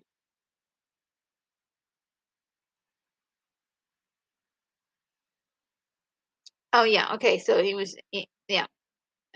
When they were got blown out into the Martian surface, and that fan scene where she's like holding on.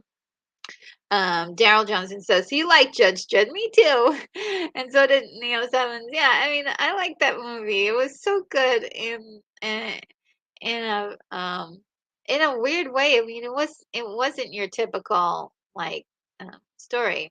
Yes, Daryl too liked it. Oh, great. I'm not alone. I'm not alone. I'm not alone. I'm so glad.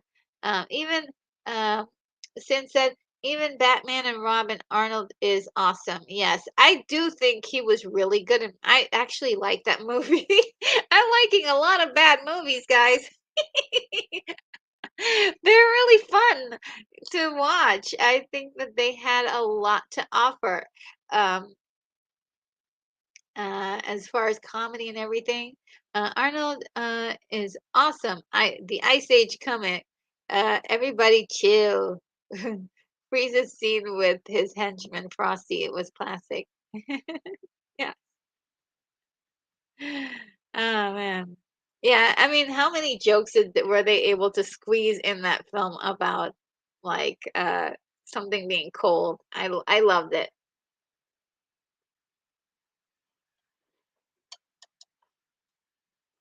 Just getting a little something refreshing here, a little Zevia ginger ale, just to stay hydrated. And um, lots of us stunt peeps came and went on that shoot. I doubled for Rachel. Yes. Yeah, I think what a lot of people don't understand, maybe you can clear this up too, um, Step Brett, is that what they do is they have a lot of people do different scenes, whatever the scene needs. The different stunt persons are being brought in for that particular thing. If you need someone to do some martial arts stuff, you get a martial arts expert to come in and do that. If you want somebody to like that knows how to do great falls. You bring in somebody who can do a great fall.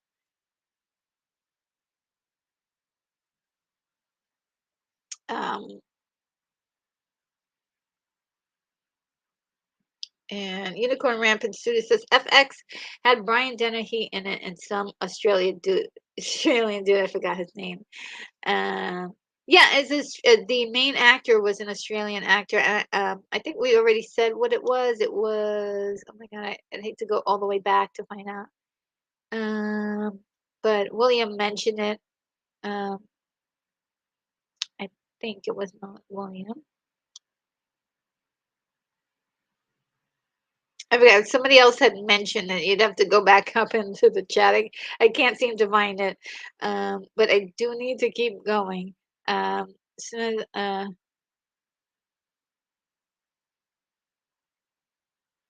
all right.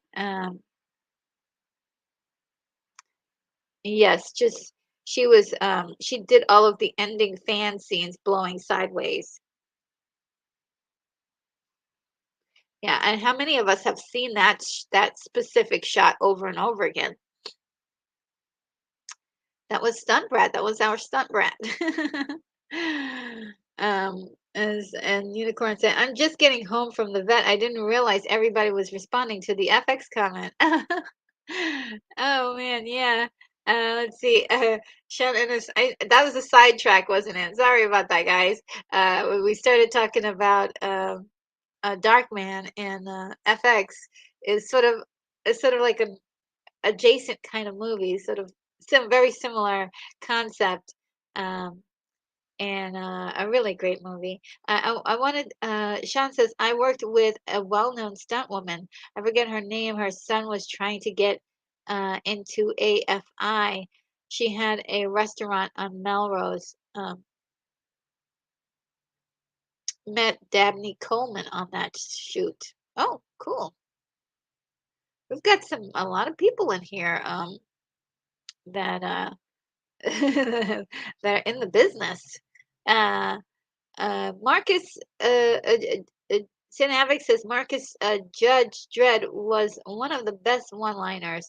I am the law. I am the law. Yes. Oh my God. And the way it said Amanda Sante was in that movie, and the two of them were just so good, um, in a hilarious way. I just loved it. I love that movie so much. How cheesy it was, and the styling of it too. I love the styling. Um, let's see. Um, and Danny Staten says that he'll be back. Okay, cool. We'll see you in a few. Let's see. And Stump Brats. And Sean Ellis says, working on that shoot must be a surreal thing. I probably most be the most surreal thing probably I did. Oh my God, I'm not reading this right. Okay, working on that shoot, the most surreal thing I did probably. Dabney Coleman driving a Ferrari convertible with me and the DP in the back seat. Ooh, cool. So cool. Oh, am I missing? Oh, yes. Darth Plato was here. Hello. How are you doing? Great to see you today. Let's see. And Neo7 says, gotta go. Be easy, chat. Okay. Well, thanks for stopping by. I really appreciate you being here and your wonderful super chat. Thank you for helping the channel out like that. So you have a wonderful and blessed day and weekend. I hope to see you in some of the chats coming up too, or in the chat for one of the videos or live streams we might be in the chat rooms for. All right, and Jack says Liam and Rob Roy, great sword duel finale. I have never seen Rob Roy, so I'm gonna put that on my list. Rob Roy. Yeah, I've never seen that. Never seen that movie. Um, and William Blake Hall says, my suggestion for a woman, a great grandmother of all modern kick ass woman adventures, is a 1990 French movie directed by Luc Besson called La Femme Nikita. Absolutely the one of the most amazing action films that I've seen.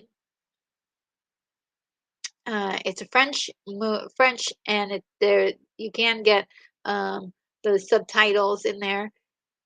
They actually remade it, and they remade the movie for an English American audience, which was The Point of No Return with Jane Fonda. No, not Jane Fonda, but Bridget Fonda. And it was really good. I was like, they're not gonna make it as good as La Femme Nikita. And they did well. They did well. I didn't think it was the same kind of impact, but they basically did scene for scene match. And that's the real reason why that movie held up to be any good at all. So I did like what they did. Um, but La Femme Nikita is so, brutal, and um I don't know, it was really unique for the time. So thank you for suggesting that to the audience, William Blake Hall, and jogging my memory about how wonderful that movie was. I love that movie so much, La Femme Nikita. And Unicorn Rampant Studio says it's important to have actual interactions and relationships with people. That way, when you're working, it's understood situation instead of just creepers coming out of the woodwork. Yeah, yeah. It's true. And Lauren Todd says Arnie needs an Oscar. And yeah, maybe he can get a Lifetime Achievement Oscar one of these days. Uh, William Blake Hall says, inspired by a Canadian made film of the same name, there was briefly a show, Nikita. Yes, I remember. Starring Maggie Q. And from Nikita's star was uh, Annie Parallel. I keep forgetting how to pronounce her name. Parallod. Um, beautiful, strong, and capable of 100 looks. Yes. Oh, yes. Oh, yes. Capable of 100 looks. Could not be further from the truth. I mean, not further from the truth, but the most truth about her. She is very transformative. I loved her in that movie, in La Femme Nikita, and she can play in English roles too. She did a movie called Innocent Blood, which a lot of people hated. Oh, William Blake Hall is on my. He, of course, he mentions it right there. There you are. Yes, she starred in a vampire movie called Innocent Blood, shot in your hometown of Pittsburgh. Wow, that's pretty cool. And she was excellent in that movie. The movie had some problems with the critics. I enjoyed it. I did enjoy it quite a bit. Um,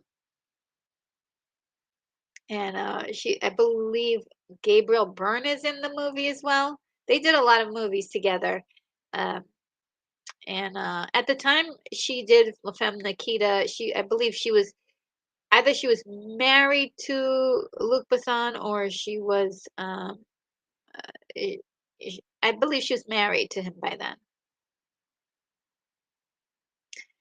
All right, let's see. All right, so I'm gonna I want to get all of your comments, of course, but I'm gonna have to um, skim through just a little. I hope you guys do not mind, because I want to continue on. I don't want to. And Sean says Brian Brown married to Rachel Ward, his co-star in the Thornbirds. Very young girl in the 1980s knows the Thornbirds. Yes. Yes, yes, yes. But I never saw the Thornbirds. I heard of it.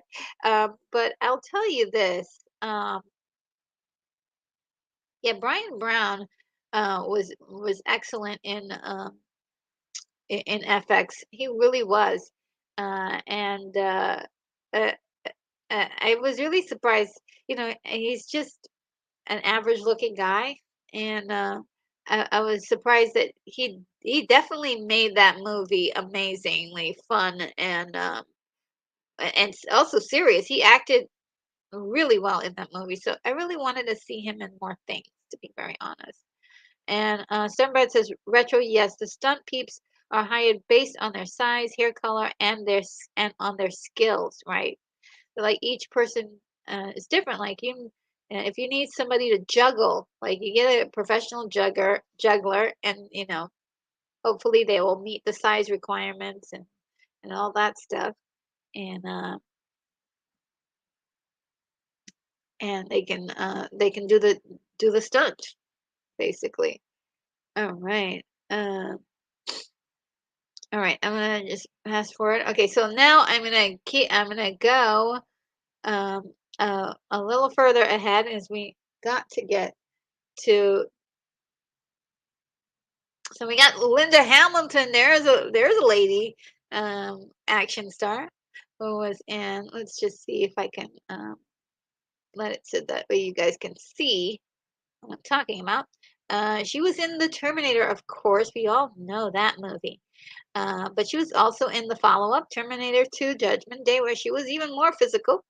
And then she was in The Children of the Corn. There may be some other movies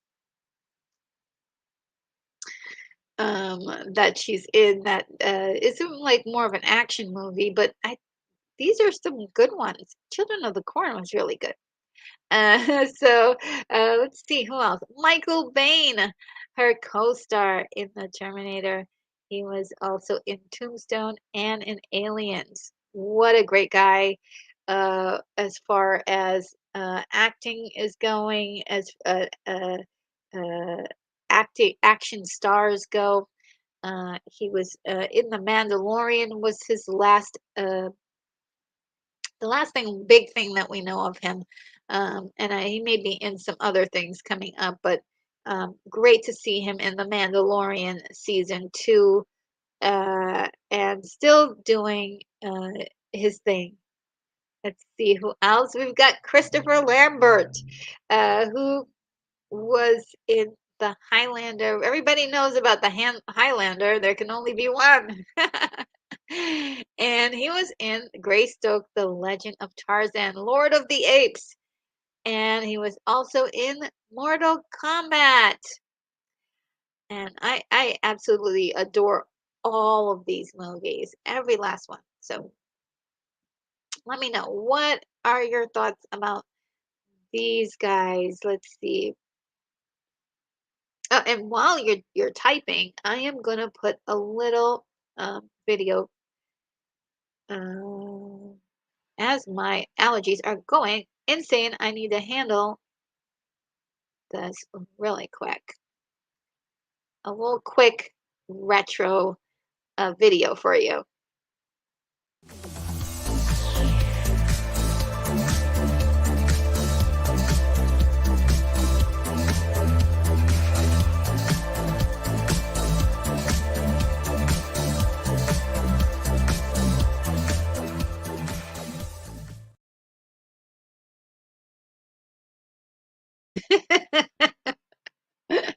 I love that so much. He's got his drink and he's like, I don't think he should be getting any more drinks. All right. Um, let's see what you guys have to say about this these three. Um,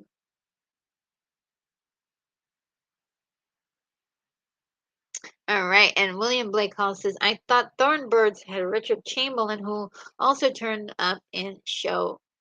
Yeah, yeah, he was in definitely in those two. Um, I think uh, that guy Brian Brown may have been in one in is as one of the other characters in the movie. Um, Sean says, you are correct. Chamberlain was a huge in both those series. Brown has was in Thornbirds as and is the winner of that love triangle. Oh, okay. Um, all right, and Sean Ennis says, Liam duels Tim Roth and Rob Roy. It's in Rob Roy. It was a good scene. Oh, great! Oh, great! And Unicorn Rampant Studios says Rob Roy equals incredible. Well, I've got to see this now. You guys are giving me some uh, good feedback on that. And Tom Limery says, I've got to go. Have a good bot-free evening. Well, thank you so much, Tom. Always love seeing you here. Such a treat having you. And have a great evening. Um, and let's see. Sean says, uh, uh, do you know of Steve Hofstetter? He is cobbing together quite the performance and production facilities in Pittsburgh. Oh, interesting. Very interesting. And you know what I love is that so many parts of in America we're now starting to realize, look, Hollywood doesn't have to be the only place where people go to make movies. you know. And Hollywood's been going to Canada for the longest time.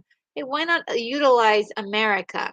We have lots of landscapes and places for people to create uh, interesting and exciting movies, and all we just need to do is make it available, build it, build studios, um, and allow people to maybe save some money and do things domestically instead of having to go um, outsource this stuff. So it's really great. I think it's fantastic.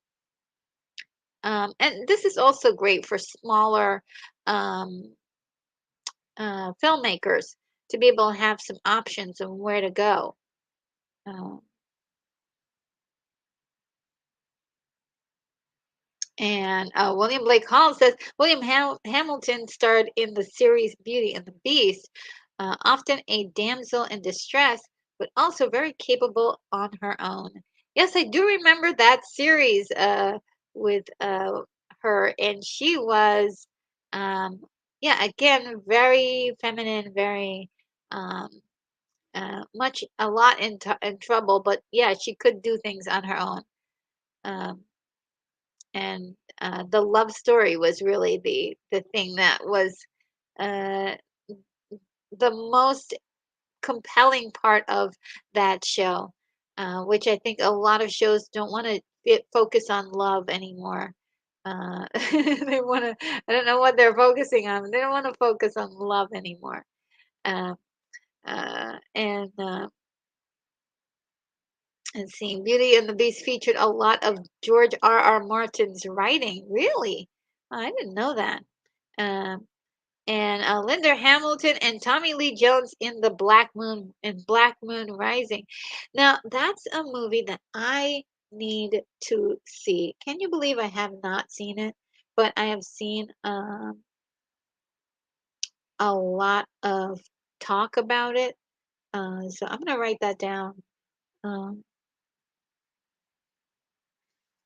as my suggestion for today, and as well. And William Blake Hall says, Black Moon Rising helped me to save a woman's life. Really? It's involved, but basically, I was up watching it when I should have been asleep. And thank God I was still awake. Wow. Wow. That's really amazing. And Jack says that he remembers Black Moon Rising on VHS. And Jean Ennis says William Linda Hamilton in The Children of the Corn too. Yes, she was so good in that.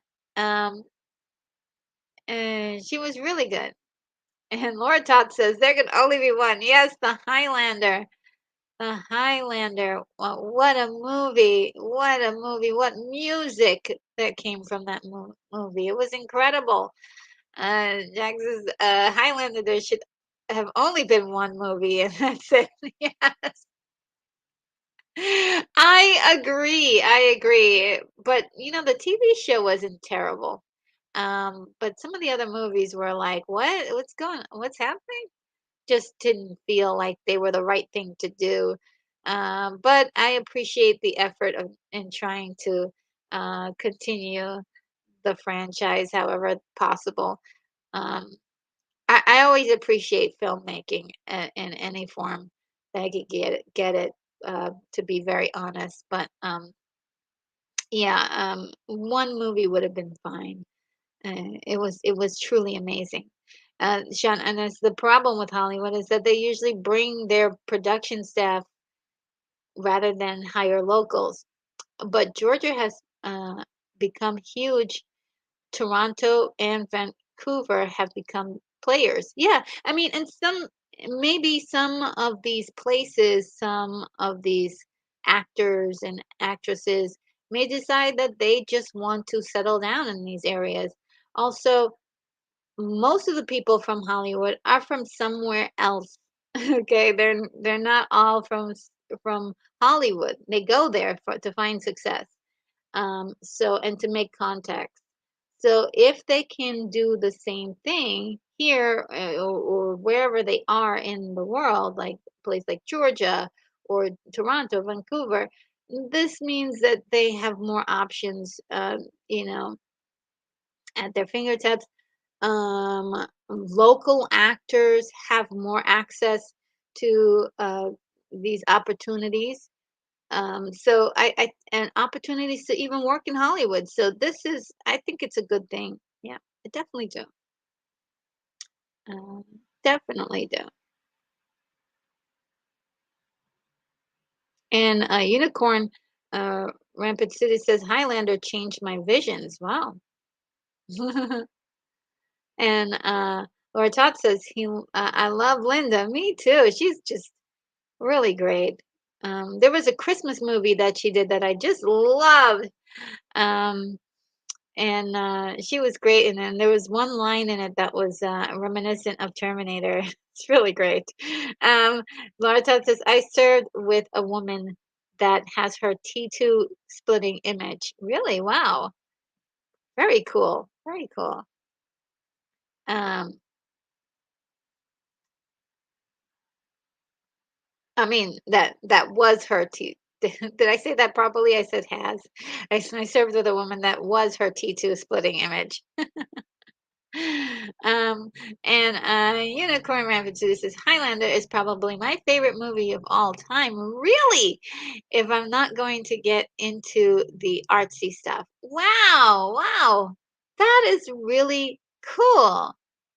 Yeah, I mean, well worth it too. That I mean, Highlander, that first Highlander movie, man, just remarkable, just remarkable. And Sir Sean Connery was in that too, and so he was fantastic. Sean Ennis says, exactly, making them aliens ruined the franchise. Who am I missing something? Oh, for the Highlander. Yeah, yeah, yeah, yeah. I mean, yeah, yeah. For those of you who may have not seen the Highlander movies, yeah, that's what it boils down to. They're aliens. And Jean Innes says the problem with Hollywood is that they usually bring their okay, yes, we read that one. Sorry about that, rereading it. For some reason I got lost. I got lost.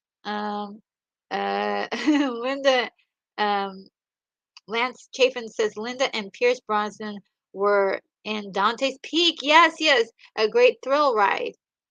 Yes, I never saw that one, but I've heard of it. Um, they were in that movie together. Is it worth it? Should I do it? Should I watch it? Um, and it's kind of a magic melt. Mm. And Lance says Highlander 2 sucked. Oh man.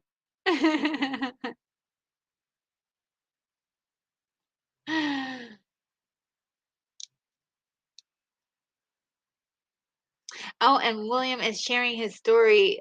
He says, "I've worked off and on with developmentally disabled adults, and this woman had wildly as so asymptomatic my tongue today asymptomatic diabetes. Oh wow! In the middle of the night, I noticed her one. Um, I noticed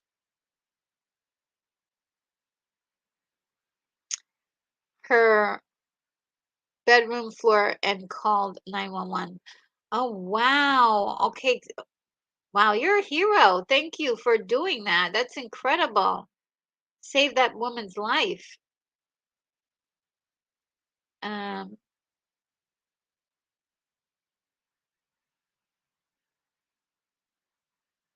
oh my God. Another situation of somebody saving another person. Well, you guys are heroes in my chat. Real heroes in my chat. Oh my goodness. Wow. That is really cool. And Sean says, I think they're currently shooting a reboot of the Highlander. I think they're working on something with Henry Cavill. That franchise is pretty much like, the way it started is pretty much finished. So I think rebooting is fine. I'm I'm not sure if it'll be any, better than the first Highlander movie, but we'll see what happens. I don't feel bad about it either, but I usually I'm like, no, don't remake anything, but the way they kind of ran that uh that franchise, it's over, so might as well do something new and interesting with it. Shannon, it says, saving people is fun. I volunteer EMT for 3 years. Most rewarding work I've ever done. You guys are so amazing. So amazing. And William says, there should have only been one. And Jax says, if they reboot the Highlander and it's even good, I'll buy everyone a beer. Yeah, I mean, that's the whole thing. Is Is it gonna be good? Is it gonna be any good? That will be the thing. All right, so let me keep going because uh, yes, and we salute you definitely. Yes, Sean, that's really amazing. Um, all right, so the next three we've got Peter Weller, who did RoboCop, Adventures of Buckaroo Banzai Across the Eighth Dimension, and Screamers. So yeah, I mean, I never saw Screamers, but definitely love Adventures of Buckaroo Banzai and RoboCop. Uh, and then we have Brigitte Nielsen, who did Red Sonja, Rocky Five. I'm sorry, 4, Rocky 4, and Beverly Hills Cop 2. That is really cool. Red Sonja was definitely a movie that people did not like, but I loved it. And Rocky 4 is definitely a classic, and Beverly Hills Cop 2 was actually really, really good. It was surprising because you're like, okay, we gonna really do this? Is it really gonna be any good? It turned out to be really excellent, and she was a big part of that. Uh, she when she came into the scene with the that blonde hair that she with like platinum blonde hair, and she's like like over 6 feet. What a presence! What a presence! Um, see, and Lance Chafin says Peter Weller and Sam Elliott were in Shakedown. I've never seen that movie. I've never seen that. Let's just write that down. Shakedown. Never seen it. Oh, guys, I'm gonna have to hurry up. I'm gonna have to hurry up. Uh, okay. Um, Peter Weller and Sam Elliott wrote the same motorcycle fighting police corruption and shakedown, featuring the beautiful Patricia Carbonell. Interesting. I've never seen that movie. I'll have to take a look at it. Um, Lance Chafin, Brigitte Nielsen was in Cobra, yes, with Sly Stallone. Yes, that was an interesting movie. I did like it. It was a little dark, uh, but I did like it, and I did enjoy the music for that movie. The main title song or theme song was my one of my favorites that was done by a guy by the name of Jean Beauvoir. Had a huge crush on that singer. Um, and Unicorn Rampant Studio says also grouped in with volunteers in the house. Yes, awesome. You guys are so amazing. See, I mean, that is really wonderful. That is really wonderful. I'm so busy all the time. I wish I could do more things like volunteer. Well, maybe I was really looking into doing more charity things this year because uh, it's so important to help out whatever we can, however we can, and being a volunteer is so noble. We appreciate you. We salute you all of the volunteers out there. Um, and look who's here, Gary Carpenter. Hello, thanks for joining us. It's at the tail end, but I do have quite a few more to go through. Sorry, guys. Let's see if I can go through them right now. And let's see. The next one is Dolph Lundgren, who was in Rocky 4 with Brigitte, and he was in one of my other favorite action. I have a long list of favorite action movies, and Soldier is right up there with them. I loved this movie when it came out. I must have seen it like 100 times in the theater. I stayed there from the beginning of the day to the end. Um, because I loved that movie so much. And then he was also in Masters of the Universe, a very cool film that I actually adore. Even though it wasn't perfect, it still was. For crying out loud, a live action version of He-Man, please. I mean, I couldn't have been happier. And William Blake Hall is mentioning a volunteer group, Voice of America's Son. I believe that's a volunteer group. And Gary Carpenter says He-Man and the Masters of the Universe. Yes, the real life He-Man. And William Blake Hall says, "Have we done Van Damme yet? He's coming. He should be here soon. Uh, I hope." um, we haven't done him yet. And then Sean says, "I can't tell if you're kidding in a text. Linda does have a twin sister. I think she is a teacher in New Jersey, but she doubled for her in T2. Yes, she does have a twin sister that looks remarkably, they look exactly alike. They're identical. Um,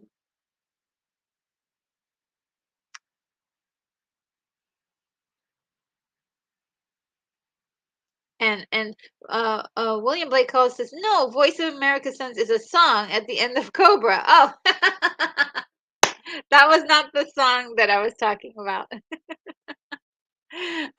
That's probably the same. The that should be a volunteer group, right? Voice of America Sons. Voice of America Sons is at the end of Cobra. That's not the song I'm thinking of. There's another song that was heavily promoted on MTV um, that was called Feel the Heat. That was the name of the song. And it was done by Jean Beauvoir. Uh,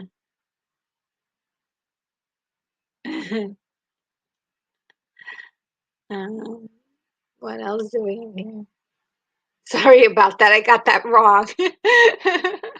I was like, oh, that's the volunteer group. Um, Keith E. Hi, Gary. I've not seen the following. I have not been following along, but on the text, but I am still here. Good to see you. Um, uh, and Gary Carpenter says there's supposed to be a remake of Masters. And maybe it's due, but I don't know if they're gonna figure it out because it doesn't seem like anyone knows the formula to Masters of the Universe at all. They don't really know what to do with it. They don't understand it. A lot of people, I don't think they understand why Masters of the Universe, the first, rendition of it, the cartoon, was so popular, why people liked it, why kids watched it. I don't think they understand why. And I think I'm definitely gonna talk about that in a video because it's a juicy topic. Uh, and let's see. So,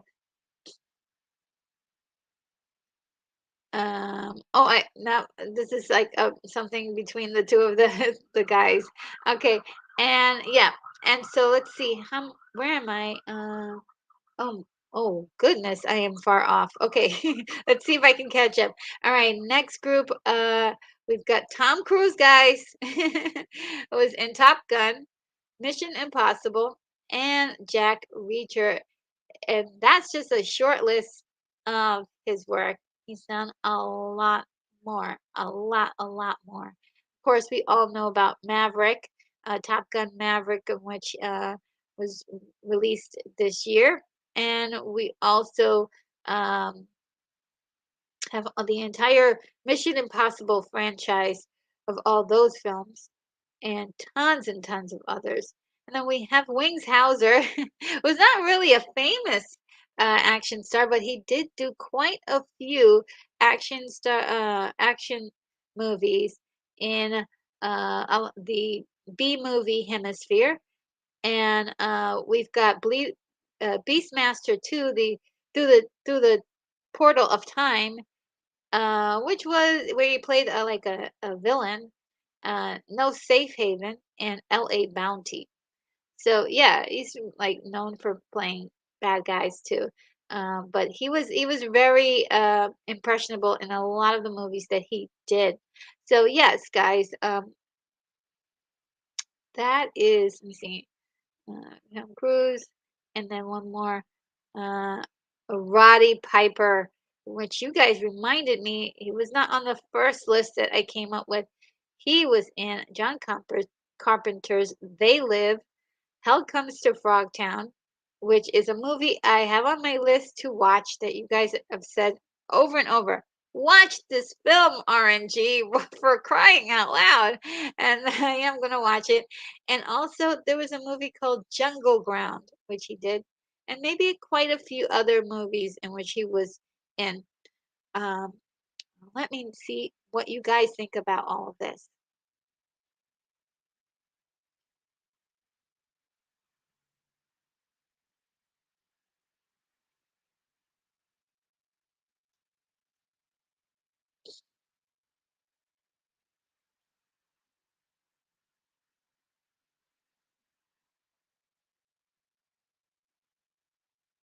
All right. William Blake Hall said, I appreciated the Jack Reacher movie, also shot in Pittsburgh. Oh, cool. And Sean is letting us know Risky Business is another one that uh, that Tom Cruise is very well known for. Um, very well known for. And he was in The Outsiders with uh, Patrick Swayze, which was really good. Really good. Um, uh, Jack says Tom was in Legend. Bonus, Tim Curry was in it too. Yes, they were fantastic together. And Wings Hauser's son, Cole Hauser's, is has done a fair amount of work too. Oh, really? Cool. It's in the family, huh? And William Blake Hall says Wings Hauser acts stoned out of his skull in a alleged worst movie of all called Champagne and Bullets. Really, I have not seen that one. Okay, I have to write that down because that sounds like fun. Champagne and Bullets. Oh wow, I've got to see that. That sounds like it's gonna be a riot. Um, And William Blake Hall is saying he just ran out of bubble gum talking about Roddy Piper um, in uh, that movie. And, and Sean is telling us Taps. It's beautiful, man. Yeah, the movie Taps. It's been a long time since I've seen that movie. Um, excuse me for a minute. My allergies are going insane, as it's always going. And let's see. I'm gonna steam through the last four for today, just so that way you guys have the list. Let's see. So we've got Roddy Piper. Next is Steven Seagal, who did an outstanding job in Under Siege, Above the Law, and Hard to Kill. Great movies. Um, and I think when he came on the scene, he was really um, just a different type of action hero. Really cool as a cucumber, very much a fun um, look at sort of the cool, calm action hero that uses his opponent's moves against him. I love that. And then Robert Zadar, who is also known for many, many B movies, but is was very captivating on screen, and that's why he was in so many movies. So we've got Maniac Cop, we've got Tango and Cash, where he is uh, plays a villain, and then we've got Samurai Cop, which is one of my favorites. Uh, where that movie is as a riot. I did do a review on it, and he plays a big part in that movie. Uh, we have Jean-Claude Van Damme. Here he is, guys. Jean-Claude Van Damme was in Kickboxer, Universal Soldier, one of my favorites, and Double Impact. Another movie I loved him in was Time Cop. Oh, he was so good in that movie, where he does the split. Ah, great, great, great. Like in the kitchen, he on the kitchen slabs, he does this weird like split. It's just so wacky. And the last one, guys, for today is Donnie Yen, who was just in the last one of the greatest action heroes, action movies, according to film critics all over America, and they have said that he's in the last John Wick movie, and possibly may have his own spin-off movies. He's got an incredible career. Um, he was in a movie called The Gate, or Gate, Once Upon a Time in China, and The Ip Man. So we're moving into the 90s, guys. We just crossed the threshold of the 90s. William, I hope that that you're happy about that. We just crossed into the 90s, and the next iteration will be more into the 90s as well. So that is the list so far, uh, up uh, up until for the part four of Action Stars of Yesteryear um, series that I'm doing here. And let's see, we've got so Sean says Cole Hauser was the cop Pitch Black in Black and Goodwill Hunting. Oh, really? Okay, I have to I have to look out for him in those movies. Unicorn Rampant says, I saw Taps in the theater. Wow, what a reference. Yeah, yeah. And John says, Boo, Seagal is uh, a psychotic. Sorry. Oh, yes, his personal life is crazy is a bit and yeah. But yeah, he's as far as his work in the 90s, uh, I'm sorry, as far as his work in the 80s and into the 90s was, he offered something a little bit different to the action star trope. And Sean says, hi, I met William Lusting a few years back. He directed Maniac Cop. Oh, really? Cool.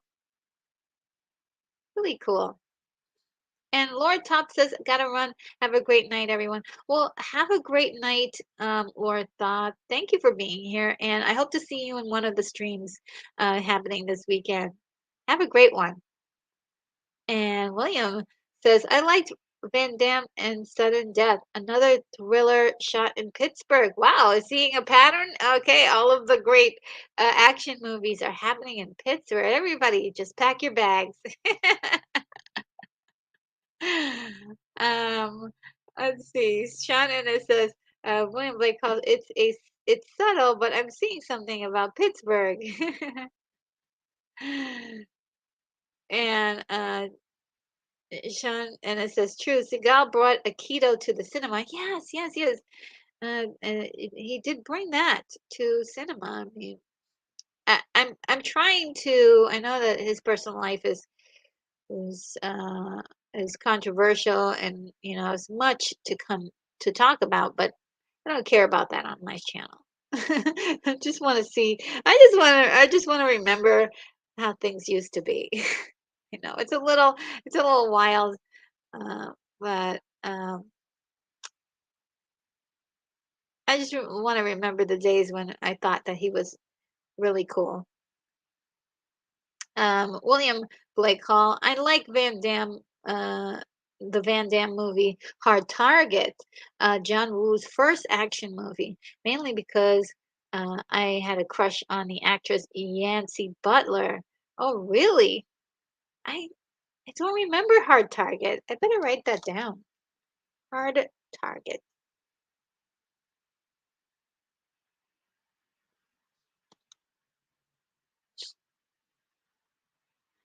And Jack says Van Damme and Raul Julia. Yes. And Street Fighter. Yes. I'll take it. And excuse me. Sean Ennis says, Yancy Butler, another beautiful actress we never got enough of. That's true. That's so true. And Prince Everlove says Samurai Jack, but he was a cartoon. LOL. Man, Samurai Jack was so cool because he would just slide into a scene and they would play that cool like Samurai Jack music. Oh, look who it is. Lal is here. Hello, Lal. Thanks for checking out the channel today and stopping by the live stream. I appreciate you being here. Let's see. Uh, and Shannon says it had a Cancun JVCD and hard target. Oh, it set in Cancun? Oh, cool. And Lau says Hard Target was cool. Yeah, guess I have to see it now. You guys are just recommending so many amazing films I have not seen yet. So I have to watch all these things. It's a must now. It's a must. And Jerry Carpenter says, I really did like Street Fighter. Me too. It was fun. It was definitely fun. And Sean Ennis says, no, it was set in Louisiana. Oh, what was set in Louisiana? Oh, oh, I'm sorry. I pronounced it wrong. I said Cajun. I said Cancun, didn't I? So sorry for the for I'm so, I am so sorry, guys. I said Cancun. That's the best, okay? Cage. And Sean and it's spelling it out for me. Cajun. Yeah, sorry about that. I totally misspoke there. I did not mean to. It was Cajun, which is um a style of what would you call Cajun? It's like a culture that is in Louisiana. Okay, so you guys got the gist of everything. Um, and Sean forgives me. Thank you, Sean. No problem, Rodrigo. You should see uh, mispronounced or misread. Yeah. Yes, that seems to be a thing that's happening. Uh, and I'm super sorry about that. Yes, I mean, I hope they'd get a chance to go to to Cancun. Um, yes. Okay, well, I that's my signal. I'm getting loopy, guys. I'm getting really loopy. So Sean says French cultural leftover from when the French owned Florida and Louisiana. This is true. This is true. Um, and a lot of the culture just remained, and people are very proud of their Cajun roots, and absolutely, I think it is wonderful, and Cajun food is amazing. Let's just put that for sure in in the topic.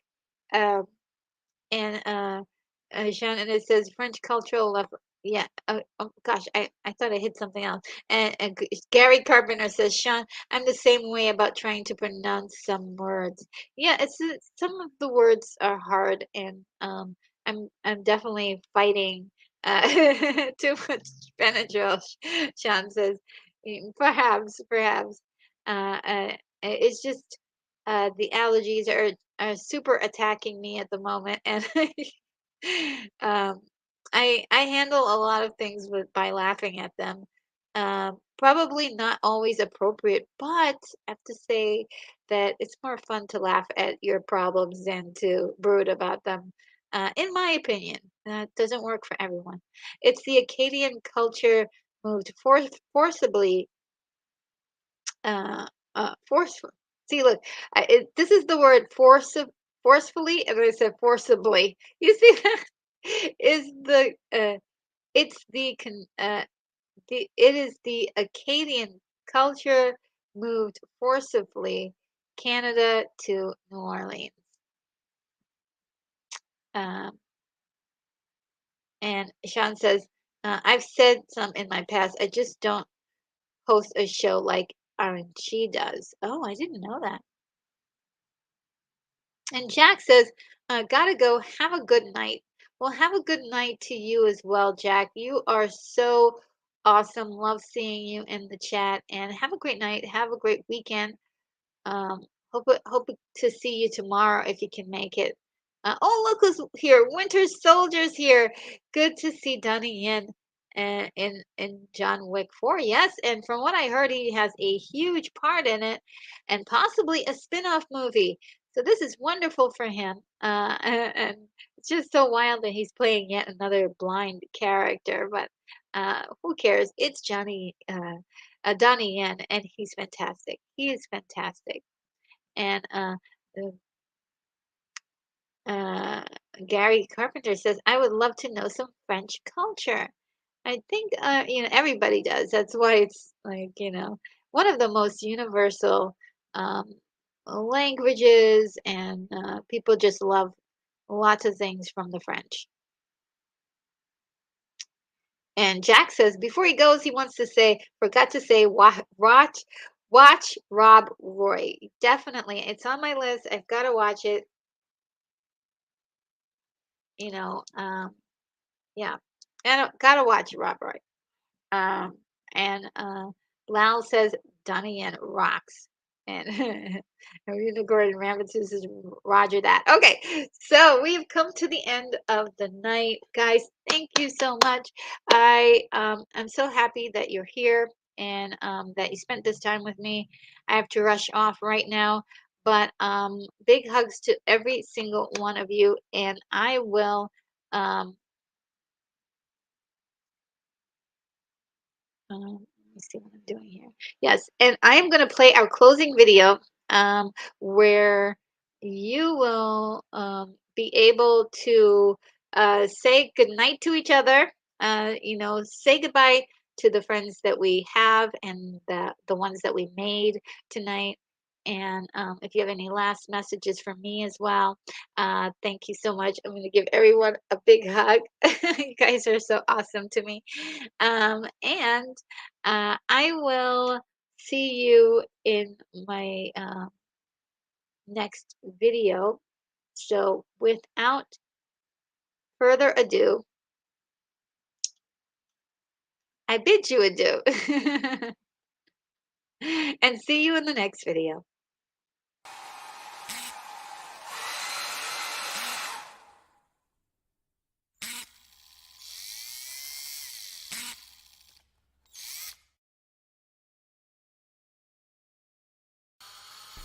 Retro Nerd Girl, you are clear for takeoff.